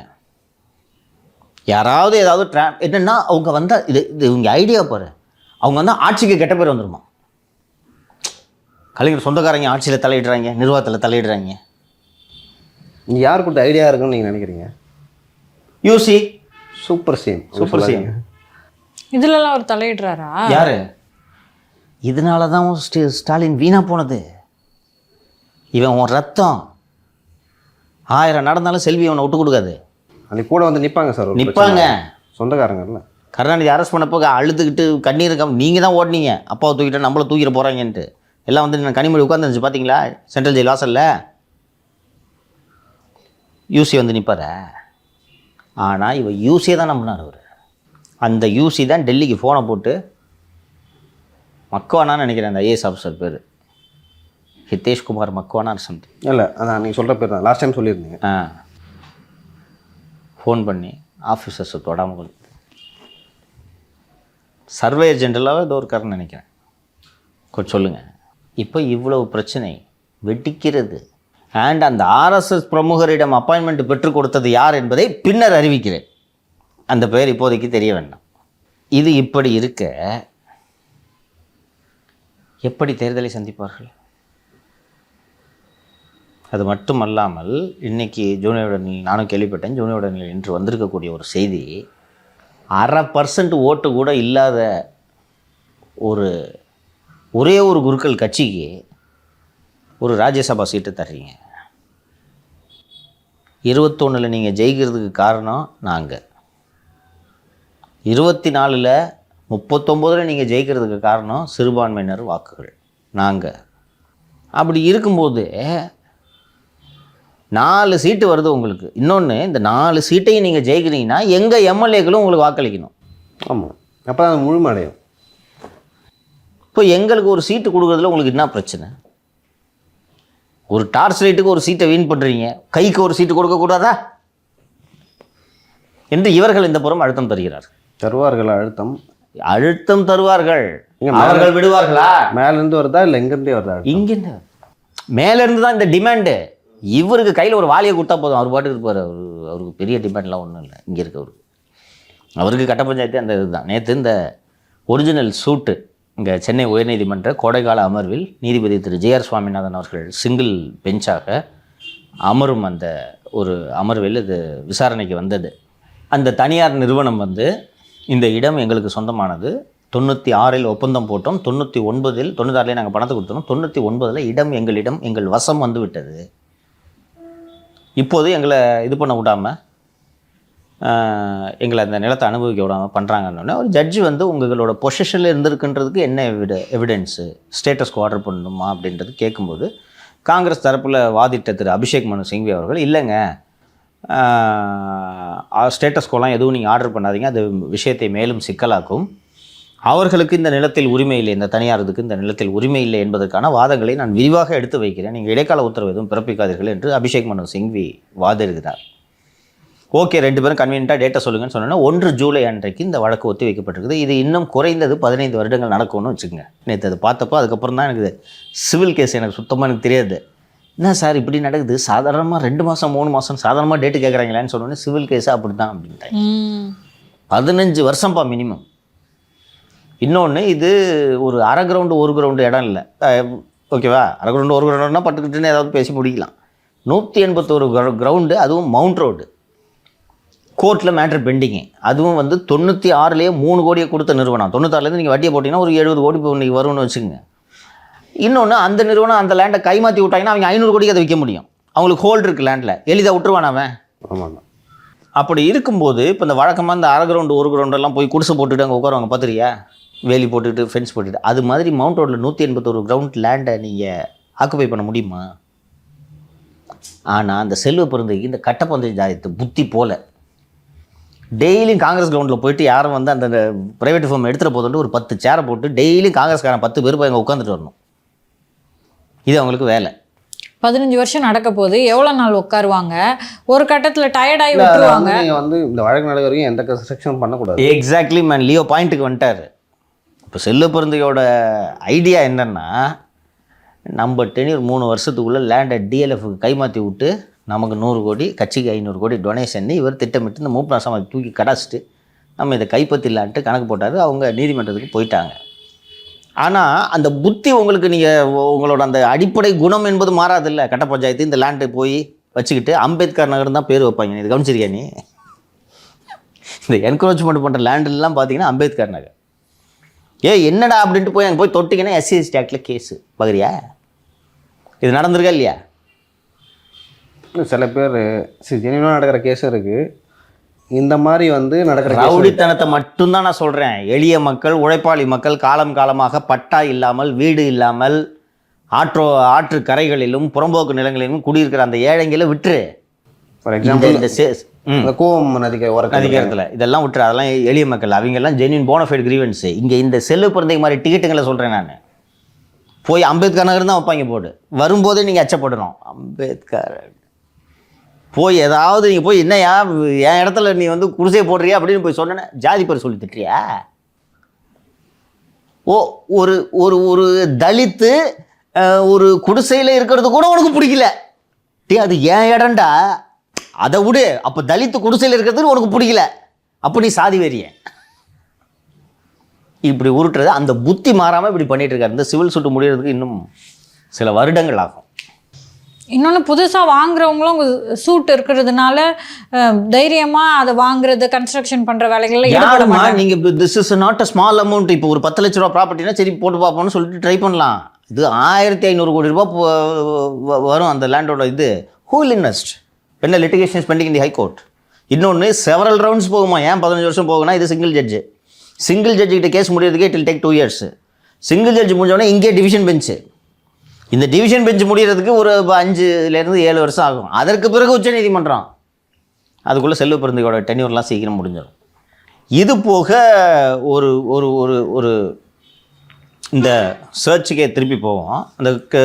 அந்த ராஜ்யசபா சீட்டில் ராஜ்யசபா சொல்லிட்டு இருந்தேன். இது இந்த பக்கம் இந்த பஞ்சாயத்து நடந்து கொண்டிருக்கிறது. இது போக டிக்கெட் டிஸ்ட்ரிபியூஷனில் பெரிய பிரச்சனை வரும் என்று தோன்றுகிறது. நான் ஏற்கனவே சொன்னது போல் திராவிட மாப்பிள்ளை சாரின் தரப்பின் கரம் ஓங்குகிறது. அவரை ஒதுக்கி ஓரங்கட்டி வெளிநாட்டுக்கு பற்றி விட்டாங்க. எங்கே பார்த்தாலும் மாப்பிள்ளை ஏற்கனவே மற்ற சொந்தக்காரங்களை அனுப்பி விட்டார். செல்வி, தமிழரசு எல்லாம் கிட்ட வரக்கூடாது அப்படின்னு சொல்லிட்டு ஒதுக்கி விட்டார். பொண்ணோட கணவர் இல்லை, இவரை வந்து விரட்ட முடியுமா? ஸோ இவரை வந்து கூட இருக்குன்னு சொன்னோன்னே இவரும் போஸ்டிங் கிஸ்டிங்லாம் போட்டுட்டு டென்ட்டு நான் பெண் வச்சுருக்கேன் மாமா, பால் பாயிண்ட் பேனா இது இங்கு பேனான்னு சொல்லிட்டு உருட்டிகிட்டு இருந்தார். அதை பார்த்தவுடன் சரி நான் அது அப்படியே ஸ்மூத்தாக தான் ஓடிக்கிட்டு இருந்துச்சு. அதுக்கப்புறம் 2-3 இடத்துல அந்த வாட்ச் கிச்சன்லாம் போட்டு இந்த 33 கோடி வாட்ச் எல்லாம் நம்ம போட்டு விட்ட உடனே எங்கே பார்த்தாலும் மாப்பிள்ளை பேரை தான் சொல்கிறாங்க என்று அவரை விரட்டி விட்டு விட்டார்கள். விரட்டின உடனே அவரும் போயிட்டு ரொம்ப மனம் வந்து என்ன இப்படி ஒதுக்கி விட்டார்களே என்று அவர் நினைத்து கொண்டிருக்கும்போது இந்த இடி ரெய்டு மகன் மீது வந்து விழுகிறது. இதற்கு முன்பாகவே பெண் நிறுவனம் தான் இந்த தேர்தல் வேலைகளை செய்ய போகிறது என்பது, அதுக்காக தானே பெண் நிறுவனம் வச்சுருக்காங்க. டிஎம்கே கவர்மெண்ட்டை பார்த்துட்டு இருந்தாங்க. பெண் நிறுவனம் தான் இந்த எலெக்ஷன் தொடர்பான வேலைகளை செய்ய போகிறது. தம்பி தான் சுனில் கனகலுவை கொண்டு வந்து உதயநிதிக்கிட்ட விடுறது. நம்ம தம்பி லண்டன் தம்பி வந்து சுனில் கனகலு விட்டோடனே சுனிலோட டீமு உதயநிதிக்கு வேலை செய்யுது. உதயநிதியை டேக் ஓவர் பண்ணிட்டாங்க. ஓகேவா? அப்பாவை எப்படி யூசி டேக் ஓவர் பண்ணாரோ அது மாதிரி ரத்தீஷ் உதயநிதியை டேக் ஓவர் பண்ணிட்டாரு. சுனில் வர்றாரு. சுனிலுக்கு இப்போ என்னென்னா பிரத்யேகமாக திராவிட முன்னேற்ற கழகத்துக்கான தேர்தல் வியூக வகுப்பாளர் சுனில் கனகலு மட்டுமே என்று அறிவிக்க வேண்டும். இதற்கான நோக்கம் என்ன? அது மூலமாக நீங்கள் பெண்ணை ஓரம் கட்டிடலாம், ராபின் சர்மாவை ஓரம் கட்டிடலாம், ஷோ டைம் ராபின் சர்மா, அப்புறம் இன்னொன்று ரிஷி எல்லாத்தையும் ஓரம் கட்டிடலாம். ரிஷி எல்லாரையும் ஓரம் கட்டணும் என்று சுனில் விரும்பி அதற்காக ஒரு காய் நகர்த்தி கொண்டு அப்படி அறிவிக்கப்பட்டால் இவர் தான் எல்லாத்தையும் ஹேண்டில் பண்ணுவார். அதனால என்ன பணம் அவருக்கு தான் வரும். டெண்டர்ஸ் எடுக்கலாம். டெண்டர்ஸ் எடுக்கலாம். அது போக சீட்டு யாருக்கு கொடுக்கலாம்னு சொல்லிட்டு அவர் சொல்லலாம். அது ரொம்ப பெரிய விஷயமா சார்? ஆக்சுவலாக 2021 தேர்தல் நடக்கும்போது ஐபேக்கில் வேலை செய்கிறவங்க தான் டிசைட் பண்ணாங்க யார் கேண்டிடேட் நிற்கணும். இதற்காக வந்து பே பண்ணப்பட்டது. ஏடிஎம்கேல அப்போ 2021 சுனில் 25 பேர்கிட்ட ஆளுக்கு 1 கோடி வாங்கியிருக்கார் சுனில் எப்படி பண்ணுறதுன்னா, உண்மையிலே இதை எடுத்துக்கிட்டு ரிசர்ச் எடுத்துக்கிட்டு இப்போது லியோவுக்கு ஜெயிக்கிறதுக்கான வாய்ப்பு குறைவாக இருக்குது. நீங்கள் வந்து லியோவுக்கு எதிராக அதே சீட்டுக்காக போட்டியிடுறவர்னு வச்சுக்கோங்க. உங்களோட ப்ராஸ்பெக்ட்ஸ் பெட்டராக இருக்குன்னா உங்கள்கிட்ட 1 கோடி வாங்கிடுறது. லியோவுக்கு தான் உங்ககிட்ட சொல்கிறது என்னென்னா, லியோவுக்கு தான் ப்ராஸ்பெக்ட் பெட்டராக இருக்குது, பட்டு நான் உங்கள் பேரை லிஸ்ட்டில் சேர்க்குறேன் என்று சொன்னோன்னே நீங்கள் ஒரு ரூபா தர்றீங்க. தந்த உடனே ரிப்போர்ட் மோசம் அவனுக்குன்னு சொல்லிவிட்டு உங்களுக்கு இயல்பாகவே நீங்கள் ஜெயிக்கக்கூடக்கூடிய சாத்தியக்கூறு உள்ளவர் உங்களுக்கு இதை வாங்கி கொடுத்துட்டு 25 ரூபா பார்த்துருக்காரு. இதில் மட்டும் அந்த வெண்டார்ஸ்க்கு இப்போ இந்த பத்திரிகை காசு கொடுத்தது, நியூஸ் பேப்பர் விளம்பரங்கள் அது இதுன்னெலாம் சொல்லிட்டு அது ஒரு 130 என்னமோ அஃபிஷியலாக கொடுக்கப்பட்டது. அதுலேயும் பாதி வெண்டாருக்கு துட்டு தரல. இப்போ அதில் ருசி கண்டுட்டார். 25 ரூபா துண்டாக வந்திருக்கு. இதில் என்னென்னா, சுனில் துட்டு வாங்கின 25 பேரில் 20 பேருக்கு சீட்டு கிடச்சிச்சு, 5 பேருக்கு கிடைக்கல. அவங்க எடப்பாடிகிட்ட போயிட்டாங்க. ஆனால் என்னென்ன எனக்கு இது மாதிரி கொடுக்கலாம், ஒரு ரிப்போர்ட்டு சரியில்லை பண்ணிட்டேன். அண்ணே ரிப்போர்ட்டுக்கு தானே நான் 1 கோடி ரூபா கொடுத்தேன் சுனிலுக்கு. ஏய் என்னையா சொல்கிறேன், என்கிட்ட ஏதோ நான் எல்லாத்தையும் வெரிஃபை பண்ணி ரிப்போர்ட்டுன்னு சொல்கிறேன். அண்ணே உங்களுக்கு தெரியாதா? ஆமாம் நானும் தெரியாமல் தான் கொடுத்தேன் உங்களுக்கு. 1 கோடி கொடுத்தேண்ணே. யார்ப்பா கொடுத்தது? அந்த தொகுதிக்காரர் கொடுத்தாருண்ணே. இல்லை 25 பேர். இதை திமுகவில் செய்யணுன்றது தான் சுனில் பிளான். அது இப்போது மேலிருந்து அமலாக்கத்துறை என்ற இடி இறங்கியதால் குழப்பம் ஏற்பட்டு விட்டது. இப்போவும் சுனில் அதை டிஸ்மேண்டில் பண்ணுங்கன்றாரு. பட்டு உதயநிதியே பலகீனமாக இருப்பதால் இது எடுபடாது. இப்போது குடும்பம் என்ன கருதுதுன்னா, உதயநிதியை பற்றிய இந்த செய்திகளை, குறிப்பாக லண்டன் தம்பி பற்றிய செய்திகளை வெளியே பரப்புவதே சபரீசன் தரப்பு என்று அவர்கள் நினைக்கிறார்கள். இல்லை, இயல்பாக பண்ண தான் செய்வாங்க. அதான் அரசியல். ஒரு அரண்மனைனா இந்த அரசியல் நடக்காவிட்டால் தானே அது வியப்பு. பிரகாஷ்லாம் பின்ன எதுக்கு வந்து பேச போகிறாரு? S correct. பெண் அப்போ நம்ம ஒர்க்கை வேலை செய்யலை அப்படின்னு சொல்லும்போதே இதை நம்ம பற்றி பேசணும். அதே நேரத்தில் பிஜேபியோடு இவர்களுக்கு உறவு பாலம் ஏற்படுத்தி கொடுத்ததும் மாப்பிள்ளை சார் தான். நீங்கள் போகிறார்ல வெள்ளைக்கொடியோடு, இப்போது இந்த பிஜேபியோட இந்த கான்டாக்ட் எல்லாம் ஏற்படுத்தி கொடுக்கும்போது சிஎம்க்கு மாப்பிள்ளை பார்த்த உடனே இவரை போய் தப்பாக நினச்சிட்டோமே என்று எண்ணம் வருவதற்கு வாய்ப்பு இருக்கிறதா? அப்போது தவறு இல்லாமல் கட்சியை வழிநடத்துவதற்கு மகனை விட மாப்பிள்ளை பெட்டர் என்ற எண்ணத்திற்கு சிஎம் வருவதற்கு வாய்ப்பு இருக்கிறதா? அப்படி நடந்தால் இவர் ஒரு சந்திரபாபு நாயுடுவாக உருவாவதற்கும் வாய்ப்பு இருக்கிறதா? யோசிச்சு சொல்லுங்க. கட்சியில் ராஜ்சபா நிச்சயம், திமுக லட்சியம், தலைவர் லட்சியம். This is how moves are made in politics. ஒருவேளை ஈடிக்கு வந்து ஃபார் எக்ஸாம்பிள் நான் வந்து ஒரு இந்த மாதிரி வச்சிங்களேன், இந்த ஈடியா ரைடியா நடந்தது, இவங்ககிட்ட போய் நீங்கள் வந்து சர்ச் பண்ணுங்க அப்படின்னு சொன்னதே சபரீசன் மூலமாக கூட வந்திருக்கலாம். இடி ஒய் நாட்டுன்றேன், என்ன தவறுன்றேன். சபரீசன் ஆங்கிலேருந்து பாருங்கள், இந்தியாவிலே அவர் இருக்கக்கூடாது, வெளிநாட்டுக்கு போன்னு விரட்டி விட்றீங்க. சொல்லுப்பா. இல்லை, இப்போ வந்து உதயநிதி இயக்கிறது வந்து ரத்தீஷ் தான், உதயநிதி எல்லாமே ரத்தீஷ் தான் சொல்லிட்டு சபரீசன் தரப்புலேருந்து கொடுக்கப்பட்டிருக்கலாம். ஆமாம், உங்களுக்கு எல்லா கான்டாக்டும் இருக்குது. நீங்கள் சொன்னீங்களே 55 கோடி வாட்சி காட்டுறாரு, 30 கோடி, இதெல்லாம் ஈடிக்கு தெரியாதா? ஏன் சபரீசனை பிடிக்கல? ஏன் அங்கே வராங்கன்னா இப்போ யாரோ சொல்லி தானே செய்கிறாங்க. It's possible. This is politics. இப்போது பிஜேபி சபரீசனை கையில் எடுத்து திமுகவை ஏன் இயக்கக்கூடாது? இல்லை, இன்னொரு விஷயம் சார், இவ்வளோ கான்டாக்ட்லாம் இருக்கிற சபரீசன் அவர் நினச்சி தான் அதை பேசியிருக்கலாம், டேரெக்டாக அவரே ஹேண்டில் பண்ணிருக்கலாம். பண்ணாமல் ஒரு வழி ஏற்படுத்தி கொடுக்குறாருல்ல. ஆமாம், இது எதுக்குன்னா என்னால் எல்லாம் நடக்குது, நான் தான் பண்ணேன். அப்படி தானே ஸ்டாலின் நினைப்பாரு. ஆனால் சபரீசன் நினச்சாவே அதை பண்ணியிருக்கலாம். எதுக்கு பண்ணோம்? எதுக்கு ஏன்பா 21 எல்லாத்தையும் நான் பண்ணி முடிச்சுட்டு உங்களை நான் தான் கொண்டு போய் சிஎம் நாற்காலியில் அமர வச்சு ஃபோட்டோ வேறு எடுத்து ரிலீஸ் பண்ணேன். என்ன விரட்டி விட்டீங்க? எங்கே பார்த்தாலும் மாப்பிள்ளை பேர் தான் சொல்கிறாங்க. மாப்பிள்ளை சொன்னால் எதையும் செஞ்சு கொடுக்காதீங்கன்னு அதிகாரிகளுக்கு உத்தரவு போடுறீங்க. அன்றைக்கி உங்களுக்கு சபரீசன் முக்கியமாக தெரியல, சந்திரன் முக்கியமாக தெரிகிறாரு. இப்படியே போய் சொல்லுவாருமா? யூசி சார் மாப்பிள்ளை பேர் தான் சொல்கிறாங்க, ஆட்சி கெட்ட பேர் வருது. இவருக்கு இப்போ சபரீசன் முக்கியமாக தெரில, வீட்டுக்கு போய் கத்துறது வேறு, அன்னிக்கிட்ட தான் கத்துவார். எங்கே போனாலும் மாப்பிள்ளை பேர் தான் சொல்கிறாங்க. இவங்களை செந்தாமர்கிட்ட சொல்லுமா அவர்கிட்ட. ஏன் சார் இப்படி எடுத்துக்கலாமா? உதயநிதி அவர்களை விட, ஸ்டாலின் அவர்களை விட சபரீசன் அவர்களுக்கு வந்து இந்த ஆட்சி அதிகாரம், நிர்வாகத்திறன் ஓரளவு இருக்குது, என்ன பண்ணலாம் அப்படின்னு சொல்லி தெரியுது. ஸோ அவர் மூக்க நுழைக்கும் போது வந்து இந்த மாதிரி ஒரு தடை வந்து சபரீசன் அவர்களுக்கு வருதா? யார் மூக்கம் நுழைக்கும்போது? சபரீசன் அவர்கள் நிர்வாகங்களில் ஏதோ கேள்வி கேட்கும்போது இல்லை பேசும்போது இப்படி செய்யாதீங்க அப்படி செய்யாதீங்க அதை பண்ணுங்க இதை பண்ணுங்க அப்படின்னு சொல்லிட்டு லைக் கையில் எடுக்கிறாருல அந்த தருணம் பார்த்து ஊசி ஐ மீன் சூப்பர் சிஎம் அவர்கள் வந்து இப்படி சொல்லிருக்கலாம்ல. You are right. இந்த ஆட்சியில் சபரீசனின் பிரதிநிதி யார்? யாருமே இல்லை. யார் இதுக்கு முன்னாடி? சபரீசனின் உறவினர் யார்? தியாகராஜன்யா? பிடிஆரா? ஆ எஸ் சாரி, ஆ பிடிஆர் மறந்துட்டேன் நான். இல்லை அப்படி ஒரு கேரக்டர் இருக்குது அப்பப்போ ஆ அந்த அளவுக்கு ஆக்கிட்டாங்க கட்சியில். யார் பேச்சை கேட்டு அவர் உரங்கட்டீங்க? சூப்பர் சிஎம் பேச்சை கேட்டுக்கிட்டு தானே அன்றைக்கி அதை சொல்லியிருந்து. இப்போ நீங்கள் கேட்டீங்க அவருக்கு நிர்வாகம்லாம் ஓரளவுக்கு தெரியுமா? அவர் சொல்லியிருந்தது கேட்டிருந்தா இன்றைக்கி இவ்வளோ பெரிய முட்டு சந்தில் போய் நிற்க மாட்டீங்கல்ல.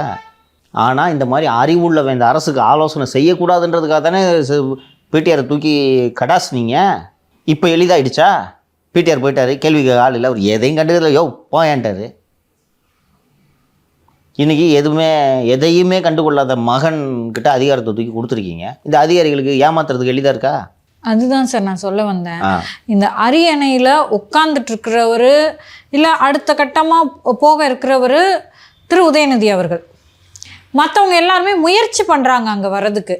ஸோ இதை ரொம்ப பலமாக பிடிச்சிட்டு இருந்திருக்க வேண்டியவர் திரு உதயநிதி. அவர் தான் சார் இதை வந்து கடிவாளத்தை விட்டுட்டாருன்னு நான் புரிஞ்சுக்கிறேன். அவருக்கு அரசாட்சி செய்வதில், அரியணைக்கு வருவதில் அவருக்கு விருப்பம் இல்லை என்பது ஏன் உங்களுக்கு இன்னும் புரியவில்லை? அந்த மன்னாதி மன்னன் படமாக என்ன படம்னு தெரியல, தூங்காதே தம்பி தூங்காதேன்னு ஒரு பாட்டு கேட்டிருக்கீங்களா? நல்ல பொழுதையெல்லாம் தூங்கி கெடுத்தவர்கள் நாட்டை கெடுத்ததுடன் தானும் கெட்டார்ன்னு பட்டுக்கோட்டைன்னு நினைக்கிறேன். இது அரசர்களுக்கு சொன்னது. 24 மணி நேரமும் நீங்கள் விழிப்போடு இருக்க வேண்டும். உறக்கன்றது உங்களுக்கு கிடையாது. அரசியல்வாதிக்கு என்டர்டெயின்மெண்ட்ன்றது கிடையாதுமா, ப்ரைவேட் லைஃப்ன்றது கிடையாதுமா. ஆனால் நீங்கள் அதுக்கு தயாராக இல்லையே. 6 மணிக்கு மேலே யாரையும் பார்க்க மாட்டேன், ஒரு நாளைக்கு 10 விசிட்டர் தாண்டக்கூடாது, இப்படி தானே வாழ்ந்துட்டு இருக்கீங்க. அப்போது சிஎம் போஸ்ட் மட்டும் எப்படி உங்களுக்கு எளிதாக வரும்? உங்களுக்கு ரெடியாக அரியணை காத்திருக்கிறது. ஆனால் அந்த அரியணையில் அமர்வதற்கு நீங்கள் தகுதிப்படுத்தி கொள்ளவில்லை உங்களை. கரெக்டாக? எல்லோராலும் அயன் த்ரோனில் அமர்ந்து விட முடியாது. You should work for it, you should fight for it, you should wage Wars for it. சும்மா அவங்கள தூக்கி கொண்டு உட்கார வச்சாங்கன்னா வீணா போச்சா? நீங்கள் வந்து கொஞ்ச நாளுக்கு முன்னாடி நம்ம ஒரு விஷயம் பேசியிருந்தோம். டெல்லியில் கடைசி முகாலய மன்னர் பகதூர் ஷா கசல் கேட்டுக்கிட்டே இருப்பாருன்றல, சரிதான். ஆனால் சபரீசனுக்கு வந்து ஒரு மிடில் கிளாஸ்லேருந்து வந்தார், அவருக்கு தெரியும். ஆம்பிஷன் இருக்கு, அது ஒரு வெறி இருக்கு. இன்னொன்று இப்படி பாருங்கப்பா, சபரீசனுக்கு ராஜ்யசபான்றது கனவு. கரெக்டா? எப்படியாவது ஆகணுன்றது. உதயநிதிக்கு ராஜ்யசபா கனவா? கம்பேர் பண்ணுங்க. அவர் நினச்சிருந்தா எப்போயே வந்துருக்கலாம். யோ காட்சி ஒரு விஷயம்னு பேசிக்கிட்டு, புரியுதா? ஆனால் சபரீசன் உழைக்கணுதுக்காக லாபி பண்ணணும், மச்சானுக்கு எதிராக சூது பண்ணணும். இவர் எதுவுமே பண்ண வேணாம், அதனால் எதுவுமே பண்ணாமல் இருக்காரு. புரியுதா? அதனால் சபரீசன் எப்போதும் விழித்து கொண்டிருக்கிறார், இவர் எப்போதும் உறங்கி கொண்டிருக்கிறார். இப்போ இது போக இன்றைக்கி ஜூனியரில் ஒரு ஸ்டோரி வந்திருக்கு பாருங்கள். மண்டல் பொறுப்பாளர்கள்லாம் போட்டாங்கல்ல, அதில் ஏகப்பட்ட பொறுப்பாளர்கள் போட்டதில் பஞ்சாயத்து ஓடிட்டுருக்கு. எனக்கு இத்தனை தொகுதி, உனக்கு இத்தனை தொகுதின்ட்டு. இந்த சிக்கல்கள் எல்லாம் போக இது இந்த ஈடி போக இவ்வளவு சிக்கல்களை இந்த கட்சி இப்போது சந்தித்து கொண்டிருக்கிறது. இந்த சிக்கல்கள் எல்லாமே பிஜேபிக்கும் தெரியும், பழனிசாமிக்கும் தெரியும். இப்போது ஒரு 50 டேங்கு ஆர்மோர்டு டேங்கு, ஒரு 50 போர் விமானங்கள், இதையெல்லாம் வைத்து கொண்டு தான் எதிரி உங்களை மிரட்டி கொண்டிருந்தார். இந்த 50 டேங்க்கு, இந்த 50 ஃபைட்டர் ஜெட்டை ரெண்டையும் பிடிக்கிட்டோன்னா எதிரியால் உங்கள்கிட்ட எப்படி சண்டை போட முடியும்? முடியாது. அப்படி இருக்கும்போது அதிமுக பாஜகவின் கூட்டணி எளிதாகும் வாய்ப்பு இருக்கிறதா இல்லையா? இருக்கு. விஜய் 10 மாதம் ஃபேக்டர் இருக்கு. எல்லாம் பின்னாடி டைம் இருக்குமா, எங்கே போகிறாரு இருங்க, நாளைக்கு பேசுவோம். இப்போ தெரியுது அவங்களுக்கு எப்படிலாம் அன்ஃபோல்ட் ஆகுதுன்னு. அதாவது பிஜேபி எலெக்ஷன் எப்படி அணுகுதுன்றதை நீங்கள் இதிலேருந்து புரிஞ்சுக்கணும். இது எல்லாமே இப்போ எனக்கே தெரியுதுன்னா பிஜேபி தெரியாதா? எதுக்கு உங்களுக்கு அப்பாயின்மெண்ட் கொடுக்குறது? நீங்கள் இப்போது வந்து பாசிச பாஜக ஒழிக புறக்கணிக்கிறேன் கூட்டத்தைன்னு சொன்னீங்கன்னா உங்கள் மனசில் என்ன ஓடுதுன்றதே தெரியாது அவங்களுக்கு. கரெக்டாக? இன்றைக்கி நேராக போய் பக்கத்தில் உட்காந்து கையை பிடிச்சிட்டு மோடிஜி பேரா பேட்டா சொல்கிறீங்களா? அப்போ உங்களோட மனநிலை என்னன்றது தெரிஞ்சிச்சா? கடையை சாத்திட்டு ஓட்டானா அவன் நம்மளுக்கு அடிமை. அப்போது இந்தந்த டிமாண்டெல்லாம் வைப்பாங்களா? காங்கிரஸை கைட்டு விடுன்னு சொன்னோன்னா இன்றைக்கி நல்லாயிருக்கும். இன்றைக்கி உங்களுக்கு ஒன்றும் தெரியாது. சீட்டு நெகோசியேஷன் நடக்குது இல்லை, காங்கிரஸ் எங்களுக்கு 25 கொடுங்கன்னு கேட்டால் உனக்கு 5ன்னு வாங்கி வைங்க. 5 4 வாலி சீட்டு கிடையாதுன்னு வாங்கி அதையும் வாங்கி போனாங்க. இல்லை, சோனியா காந்தி மற்றும் ராகுல் காந்தியும் பார்த்துருக்காரு சேம். எதையும் பார்க்கணும். எல்லாம் ஃபார்மாலிட்டி. இதுக்கு அவங்களுக்கும் தெரியும் என்ன நடந்துகிட்டு இருக்குன்றது. அவங்க பிஜேபியோட ஒற்றை வேலை காங்கிரஸை தனிமைப்படுத்துவது. இந்த கட்சியோட கூட்டணி இருக்கவும் தானே நீங்கள் 39-0 ஜெயிச்சுக்கினே இருக்கீங்க. 29 உங்களுக்கு வச்சுக்கிறேன். அதனால தானே 42லேருந்து 100க்கு 99 தொட்டிருக்கீங்க இந்த வாட்டி. 29 எப்படி தொடுறேன்னு பார்த்துறேன். இன்னொன்று, இதை பிஜேபி இதை அட்டன் பண்ணாமல் விட்டா 99 வாங்கினவங்க 299 வாங்குறதுக்கு எவ்வளோ நேரம் ஆகும்? குறைஞ்சது 199. 200 வாங்கினாலும் அவங்களுக்கு வந்து அது பிரச்சனை தான். 150 வாங்கினாலும் அவங்களுக்கு பிரச்சனை தான். அப்போ அதற்கான ஒரு படி இங்கே தமிழகத்தில் இந்த கூட்டணியை உடைக்கிறது தானே. இங்கேருந்து போகிறாங்க மேலே. அப்போது உங்களை தேடி அந்த பலம் வாய்ந்த கூட்டணியை சேர்ந்த ஒரு கட்சியின் தலைவர் உங்கள் காலில் விழுந்து கெஞ்சும் போது அதை பிஜேபி பயன்படுத்துமா பயன்படுத்தாதா? பயன்படுத்தும். This is politics. இந்த உழுந்து உங்களோட இதை காமிச்சிட்டிங்கல்ல, உங்கள் வீக்னஸை காமிச்சிட்டிங்க. ஸோ மகனை தொட்டால் வலிக்குது, இன்னும் கொஞ்சம் ஸ்க்ரூவை டைட் பண்ணுன்னு ஏடிட்ட சொன்னால் என்னங்க வேணும், யாரை காவு கொடுக்கணும்னு சொல்லுங்கள், கொடுக்குறோங்க, பிள்ளைய தொடாதீங்க, போங்களா மாட்டாங்களா? அந்த பணம் எல்லாம் உதயநிதி கிட்ட வந்த மாதிரியும் தெரியல. இந்த டாஸ்மாக்ல லீக் ஆச்சு இல்லையா, அந்த பணம் வெறும் என்டர்டைன்மெண்ட்னால மட்டுமே இந்த அவருடைய அரியணை, கிடைக்க போற அரியணை இழக்கிறார் Udhayanidhi. You right Malathi, you right. நமக்கெல்லாம் வந்து வாழ்க்கைக்கு வாழ்கிறதே கஷ்டம். அது போக எப்போதாவது என்டர்டெயின்மெண்ட்டு. அவருக்கு என்டர்டெயின்மெண்ட் தான் வாழ்க்கை, பிறந்தது முதலே. அந்த என்டர்டெயின்மெண்ட்டுக்கு எது குறுக்கே வந்தாலும் அவருக்கு அது பிடிக்கவில்லை. அப்போ நீங்கள் எப்படி ஒரு நல்ல அரசனாக உருவாக முடியும்? எப்படி நல்ல தலைவனாக உருவாக முடியும்? இளைஞரை நீ ஒர்க்கை அவுட் சோர்ஸ் பண்ணி கேள்விப்பட்டிருக்கீங்களா? இது இயற்கைக்கு முரணானது மாலதி.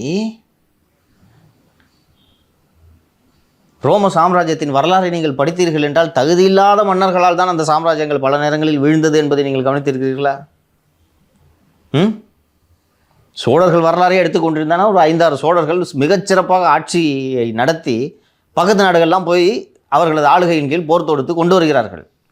வீணா போன சோழ மன்னர்களாக அமைந்தவர்கள் அப்படியே படிப்படியாக சரிகிறது அவர்கள் சாம்ராஜ்யம். கவனித்தீர்களா? முகலாய சாம்ராஜ்யத்தின் கடைசி மன்னர் ஒரு மிகச்சிறந்த உதாரணம். Ghazal entertainment, ghazal. History always repeats it self. இன்னைக்கு புதுசாக விஞ்ஞானம் வளர்ந்துருக்கலாமே ஒழிய மனிதர்கள் அதே மனிதர்கள் தானே. 2 பேருமே அட் அ டைமில் தப்பு பண்ணியிருக்காங்க சார். திரு ஸ்டாலின் அவர்களும் பண்ணியிருக்காரு, திரு உதயநிதியும் பண்ணியிருக்காரு. உதயநிதி கிட்ட என்ன நடந்துட்டுருக்கு அப்படின்றத கவனித்து அவருக்கு கடிவாளம் போட்டிருக்க வேண்டியது திரு ஸ்டாலின். அவரும் கவனிக்காமல் விட்டார். இந்த அரசு அடிப்படையே தவறுமா? அடிப்படையே தவறு. டேவிட்சனை உளவுத்துறை தலைவராக போட்டப்பவே நான் சபரீஷன் அழைச்சி வான் பண்ணேன். இந்த கவர்மெண்ட் எடுத்த ஃபஸ்ட்டு டிசிஷன் அது. ஒருவேளை அவர் இப்படி நினச்சிருப்பா, நீ என்னையா வானெல்லாம் பண்ணிக்கிட்டு, இதைத்தான் நான் எதிர்பார்க்குறேன். இப்படி திமுகவோட சாம்ராஜ்யம் வீழ்வது தானே அவருக்கு நல்லது. அவங்களுக்கும் அப்பெல்லாம் இந்த அளவுக்குலாம் திங்க் பண்ணல. நம்ம கவர்மெண்ட் வந்துச்சு, இன்னும் அடுத்த 20 வருஷத்துக்கு நம்ம கவர்மெண்ட்னு நினச்சிட்டு இருந்தாங்க. டேவிட்சனை தெரியல அவருக்கு. டேவிட்சன் அவர்களை யார் ரெஃபர் பண்ணா? யார்? டேவிட்சன் உளவுத்துறை தலைவராக, ஒரு உளவுத்துறையில் யூசி, அதாவது நம்மெல்லாம் வந்து முக்கியமான இடத்தங்கங்களில் வந்து உட்காந்துக்கணும். ஒரு அதிகாரி பேரை சொல்ல விரும்பல,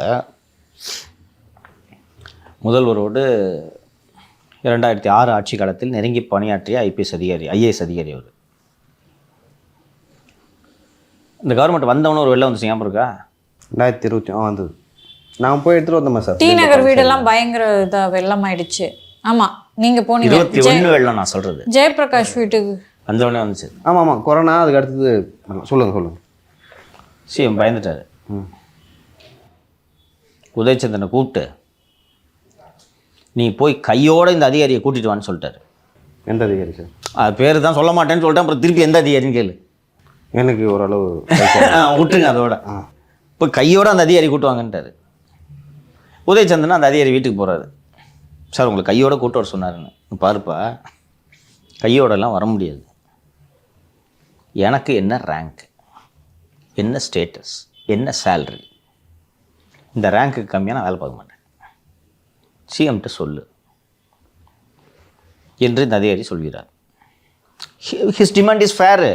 ஏன்னா இந்த ரிட்டையர்ட் அதிகாரிகள்லாம் போனான்னா இவங்க ரிட்டையர்ட் பண்ணால் ஒன்று கூப்பிட்டா வந்துடுவார் அப்படின்னு. கூப்பிட்டா வந்துடுவார். இன்னொன்று சரியான பொசிஷன் இல்லாமல் நீங்கள் ரிட்டையர் ஆகி கவர்மெண்ட்டுக்கு போனீங்கன்னா மதிக்க மாட்டாங்க.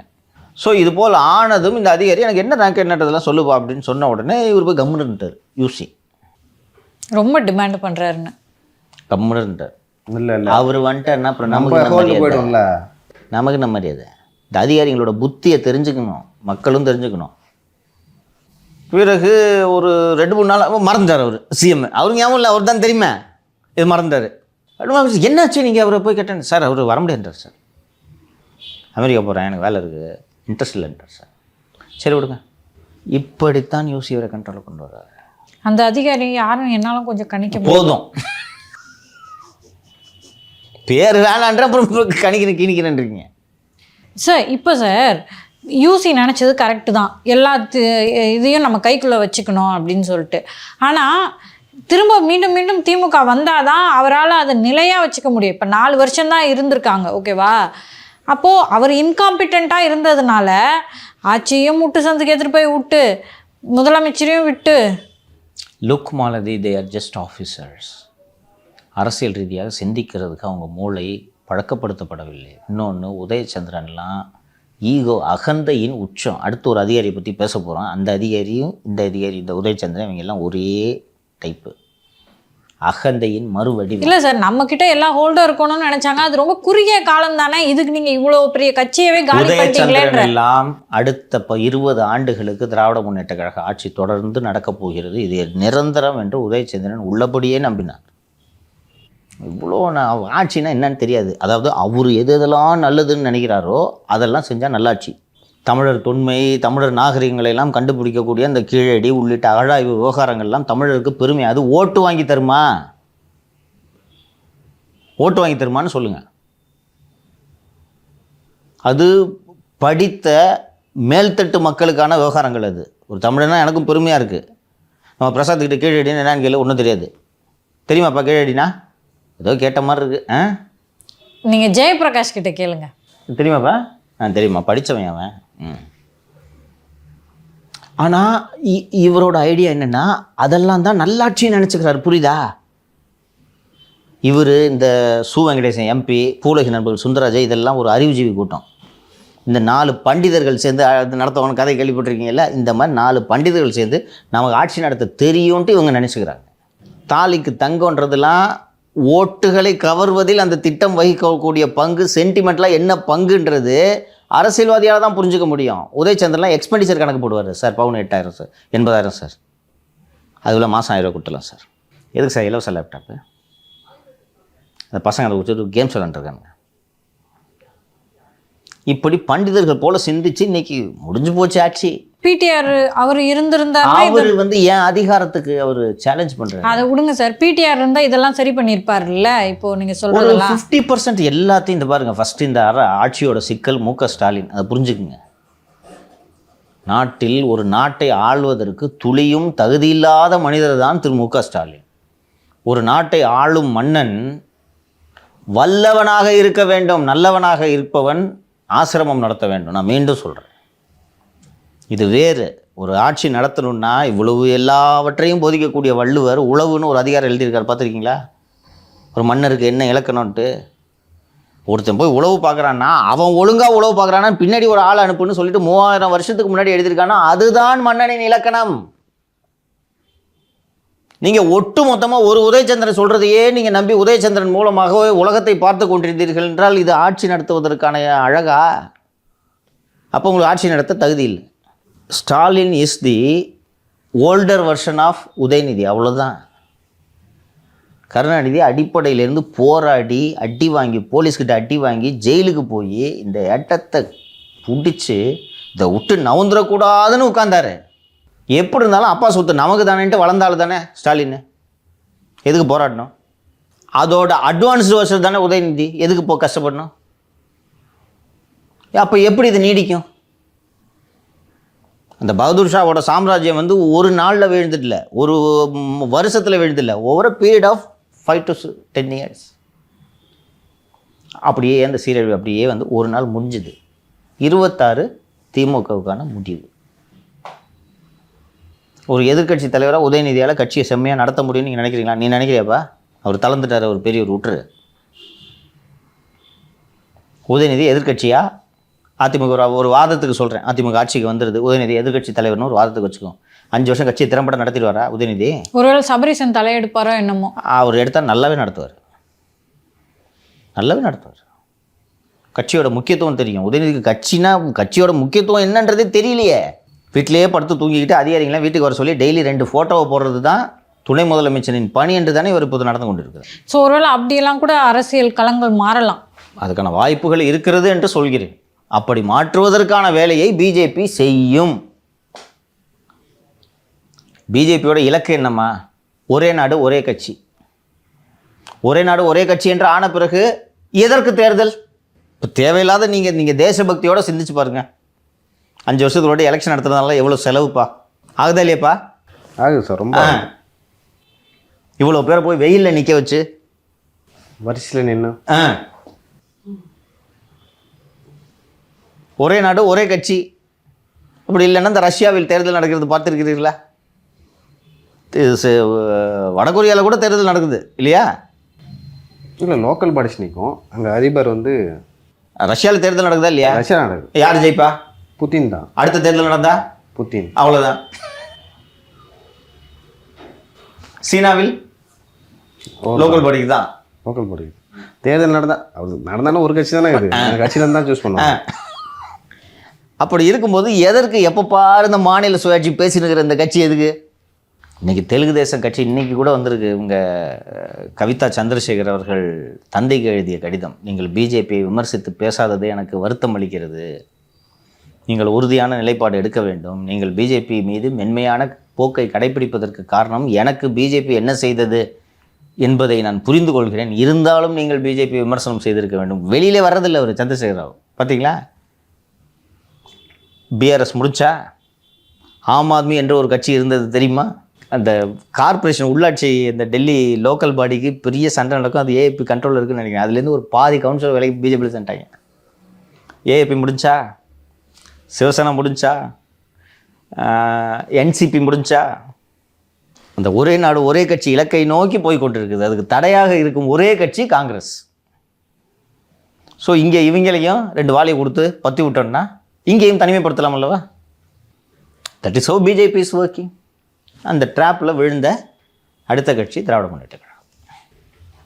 சார், உயர்நீதிமன்ற நீதிபதி வேல்முருகன் அவர்கள் வந்து ஒரு முக்கியமான தீர்ப்பு எனக்கு கொஞ்சம் ஆச்சரியம் அளிச்சது, அதிர்ச்சியம் அளிச்சது. இல்லை, நான் இது வரைக்கும் பார்த்ததில்ல, எத்தனை வருஷம் ஃபாலோ பண்ணிட்டு வரேன் நியூஸ். ஒரு ஐஏஎஸ் ஆஃபீஸருக்கு வந்து 1 மாத சிறை தண்டனை என்பது வந்து கேள்விப்பட்டதே இல்லை. ஃபைன் போடுவாங்க, கேள்விப்பட்டிருக்கேன். இல்லைனா நிற்க வைப்பாங்க பக்கத்தில் வந்து, ஒரு நாள் இங்கே நில்லுங்க அப்படின்னு சொல்லிட்டு. அதாவது தீர்ப்பை வந்து செயல்படுத்தாமல் இருந்ததற்காக 1 மாத சிறை தண்டனை, அப்புறம் 25,000 வந்து பணம். 3 வாரத்தில் திருப்பி செலுத்தினா மீண்டும் 10 நாள் அந்த சிறை என்பது எக்ஸ்டெண்ட் பண்ணும். எதன் காரணமாக இந்த மாதிரியான ஒரு தீர்ப்பு ஏன் கொடுத்தாங்க? அதுக்கு முன்னாடி உள்ளுக்குள்ள அவங்க சந்தோஷம் தானே. எனக்கு ஏன் சார், எனக்கு வருத்தம். அன்சுல் மிஸ்ராப்பா இது நம்ம இருந்தாலும் வெளில காமிக்கூடாது. ஓகே, நான் சொல்கிறேன், எனக்கு சந்தோஷம். நான் நம் மீது புகார் அளித்ததற்காக எனக்கு மகிழ்ச்சி இல்லை. இது போன்ற அதிகாரிகளுக்கு உரிய பாடத்தை நீதிமன்றம் கொடுக்க வேண்டும். கோர்ட்டில் போய் ரொம்ப கஷ்டப்பட்டு, இது என்ன இந்த வழக்கு நீங்கள் குறிப்பிடும் வழக்கே என்னன்னு பார்த்தீங்கன்னா, சிஎம்டிஏ ஒரு அரசு திட்டத்துக்காக 80களில் நிலத்தை கையகப்படுத்துகிறாங்க. 80களில் நிலத்தை கையகப்படுத்தி அந்த நிலத்தை பயன்படுத்தலை. இப்போது ஒரு குறிப்பிட்ட பர்பஸுக்காக அரசு நிலத்தை கையகப்படுத்தி அதை பயன்படுத்தவில்லை என்றால் அந்த நிலத்தை கொடுத்தவர்களை எங்களுக்கு இதை திருப்பி கொடுங்க என்று கேட்கறதுக்கு சட்டத்தில் உரிமை இருக்குது. ஸோ ஒரு சர்டன் அமௌண்ட் ஆஃப் லேண்டை கவர்மெண்ட் கையகப்படுத்துகிறாங்க. கையகப்படுத்தின உடனே அவங்க கோர்ட்டை அணுகுறாங்க, இதை யூஸ் பண்ணுங்க, சும்மா வச்சுருக்காங்க, இந்த லேண்டை திருப்பி கொடுக்க சொல்லுங்கன்னு சொன்னோன்னே அதில் பாதி லேண்டை திருப்பி கொடுத்துருது. ஒரு 5 வருஷம் கழித்து, சார் பாதி லேண்டை கொடுத்தாங்கல்ல, மீதி பாதி லேண்டை வச்சுருக்காங்களா, அந்த மீதி லேண்டையும் இவங்க யூஸ் பண்ணல சார், அதையும் கொடுக்க சொல்லுங்கள் சார் என்று இவர்கள் நீதிமன்றத்தை, வயதானவர்கள் முதியவர்கள் அவங்களுங்க திருப்பி நீதிமன்றத்தை அணுகவும், நீதிமன்றம் யோ கொடுங்க எல்லாத்தையும்ட்டு எப்போது உத்தரவு போடுகிறது என்றால் 2022 நீதிமன்றம், 23 நினைக்கிறேன், 23 நீதிமன்றம் உத்தரவு போடுகிறது. ஒரு வருஷம் ஆகுது, 22 போடுறாங்க. எதுவுமே பண்ணல கோர்ட்டு. 2024 இவர்கள் அதன் மீது தொடுத்த நீதிமன்ற அவமதிப்பு வழக்கில்தான் இப்போது நீதிபதி திரு இளந்திரையன் அவர்கள், இது 1 மாதம் சிறை தண்டனை. இளந்திரையனா வேல்முருகன் சார்? வேல்முருகன், மன்னிக்கணும், வேல்முருகன், சாரி கரெக்டாக சொன்னீங்க. வேல்முருகன் அவர்கள் ஒரு மாத சிறை தண்டனை அண்டு 25,000, அந்த 25,000 அவர் தனது சொந்த பணத்திலிருந்து கட்ட வேண்டும்னு சொல்லியிருக்காங்க. என்னை பொறுத்தவரை நீதிபதி திரு முருகன் பெருந்தன்மையோடு கருணையோடு நடந்து கொண்டார் என்று நான் பார்க்கிறேன். அன்சுல் மிஸ்ராவெல்லாம் நிரந்தரமாக ஜெயிலுக்கு அனுப்பி வேலையை விட்டு தூக்கணும், நிரந்தரமான ஃபுல் சென்டென்ஸ் கொடுக்கணும். 2022 மார்ச் டைம்ஸ் ஆஃப் இந்தியாவில் வந்திருக்கக்கூடிய செய்தி, லிவிட் Madras high court orders arrest of CMD official Anshul Mishra. இதே வேலை இருக்குது. கோர்ட்டு மீது துளியும் மரியாதையோ அச்சமோ மதிப்போ அன்சுல் மிஸ்ராவுக்கு கிடையாது.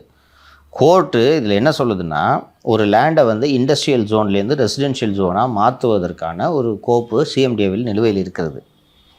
நீதிமன்றம் வந்து அதுவும் எந்த டிவிஷன் பெஞ்சுன்னு கேட்டிங்கன்னா, ஹைகோர்ட்டு சீஃப் ஜஸ்டிஸ் தலைமையிலான முதல் அமர்வு, ஃபஸ்ட்டு பெஞ்சு. இந்த ஃபஸ்ட்டு பெஞ்ச் வந்து என்ன சொல்லுதுன்னா, டியூஸ்டே வந்து இந்த மேட்ரை திருப்பி மார்ச் 3 அன்னைக்கு போடுறோம், 22 மார்ச் இது 22 டியூஸ்டே இந்த மேட்ரை திருப்பி போடுறோம். அன்னைக்கு இந்த ஆர்டரை கம்ப்ளை பண்ணிவிட்டு சிஎம்டிஏ மெம்பர் செக்ரட்டரி கோர்ட்டுக்கு வரணும்னு சொல்லியிருக்காங்க. ஒன்று ஆர்டரை கம்ப்ளை பண்ணணும், அப்படி இல்லைன்னா கம்ப்ளை பண்ணலன்றது கோர்ட்டுக்கு வந்து சொல்லணும். ஆர்டரும் கம்ப்ளை பண்ண கோர்ட்டுக்கும் வரல, அரெஸ்ட் பண்ணிட்டு உத்தரவு போட்டாங்க. அதுக்கு பிறகு அட்வொகேட் ஜெனரல் அவங்களெல்லாம் வச்சு பிடிச்சி போய் காலில் கையில் உழுது இது முடிஞ்சிச்சு. இதுக்கு பிறகு வந்து இந்த மேட்டை நம்ம ஏற்கனவே பேசியிருக்கிறோம் என்று நான் நினைக்கிறேன். பேசியிருக்கோம், இப்போ தான் ஞாபகம் வருது எனக்கு. ஞாபகம் இருக்கா, ஒரு சீஃப் அட்மினிஸ்ட்ரேட்டிவ் ஆஃபீஸரை சஸ்பெண்ட் பண்ணுறதுக்கு பவரே இல்லாமல் பேசியிருக்கோம். சிஎம்டியில் அந்த பாடின்றது வந்து ஆக்சுவலி சிஎம்டியில் இவரும் ஒரு உறுப்பினர், இவரால் பண்ண முடியாது. சிஎம் கவர்மெண்ட் பண்ணணும், ஜியோ போட்டு பண்ணணும். த இம்ப்யூன்ட் ஆர்டர், கோர்ட்டோட ஆர்டர் டேட்டட் 15/11/2024 என்ன சொல்கிறாங்கன்னா, இந்த மாதிரி சஸ்பென்ஷன் ஆர்டர் போடுறதுக்கு இவருக்கு மெம்பர் செக்ரட்டரிக்கு அதிகாரம் இல்லை அப்படின்னு சொன்ன பிறகு 6/11 அன்றைக்கி உத்தரவு போடுறாங்கன்னு வச்சுக்கோங்க. இவருக்கு அதிகாரம் இல்லைன்ட்டு நீதிமன்றம் உத்தரவு போடுது. நீதிமன்றம் உத்தரவு போட்டு அன்னைக்கே சஸ்பெண்ட் பண்ணுறாரு. கோர்ட்டோட அப்சர்வேஷனை சொல்கிறேன். It appears that the said order has been passed by the authority after this court passed an interim stay on 6/11/2024. Thus, it is clear that the member secretary is in defiance of the interim order passed by this court on 6/11/2024.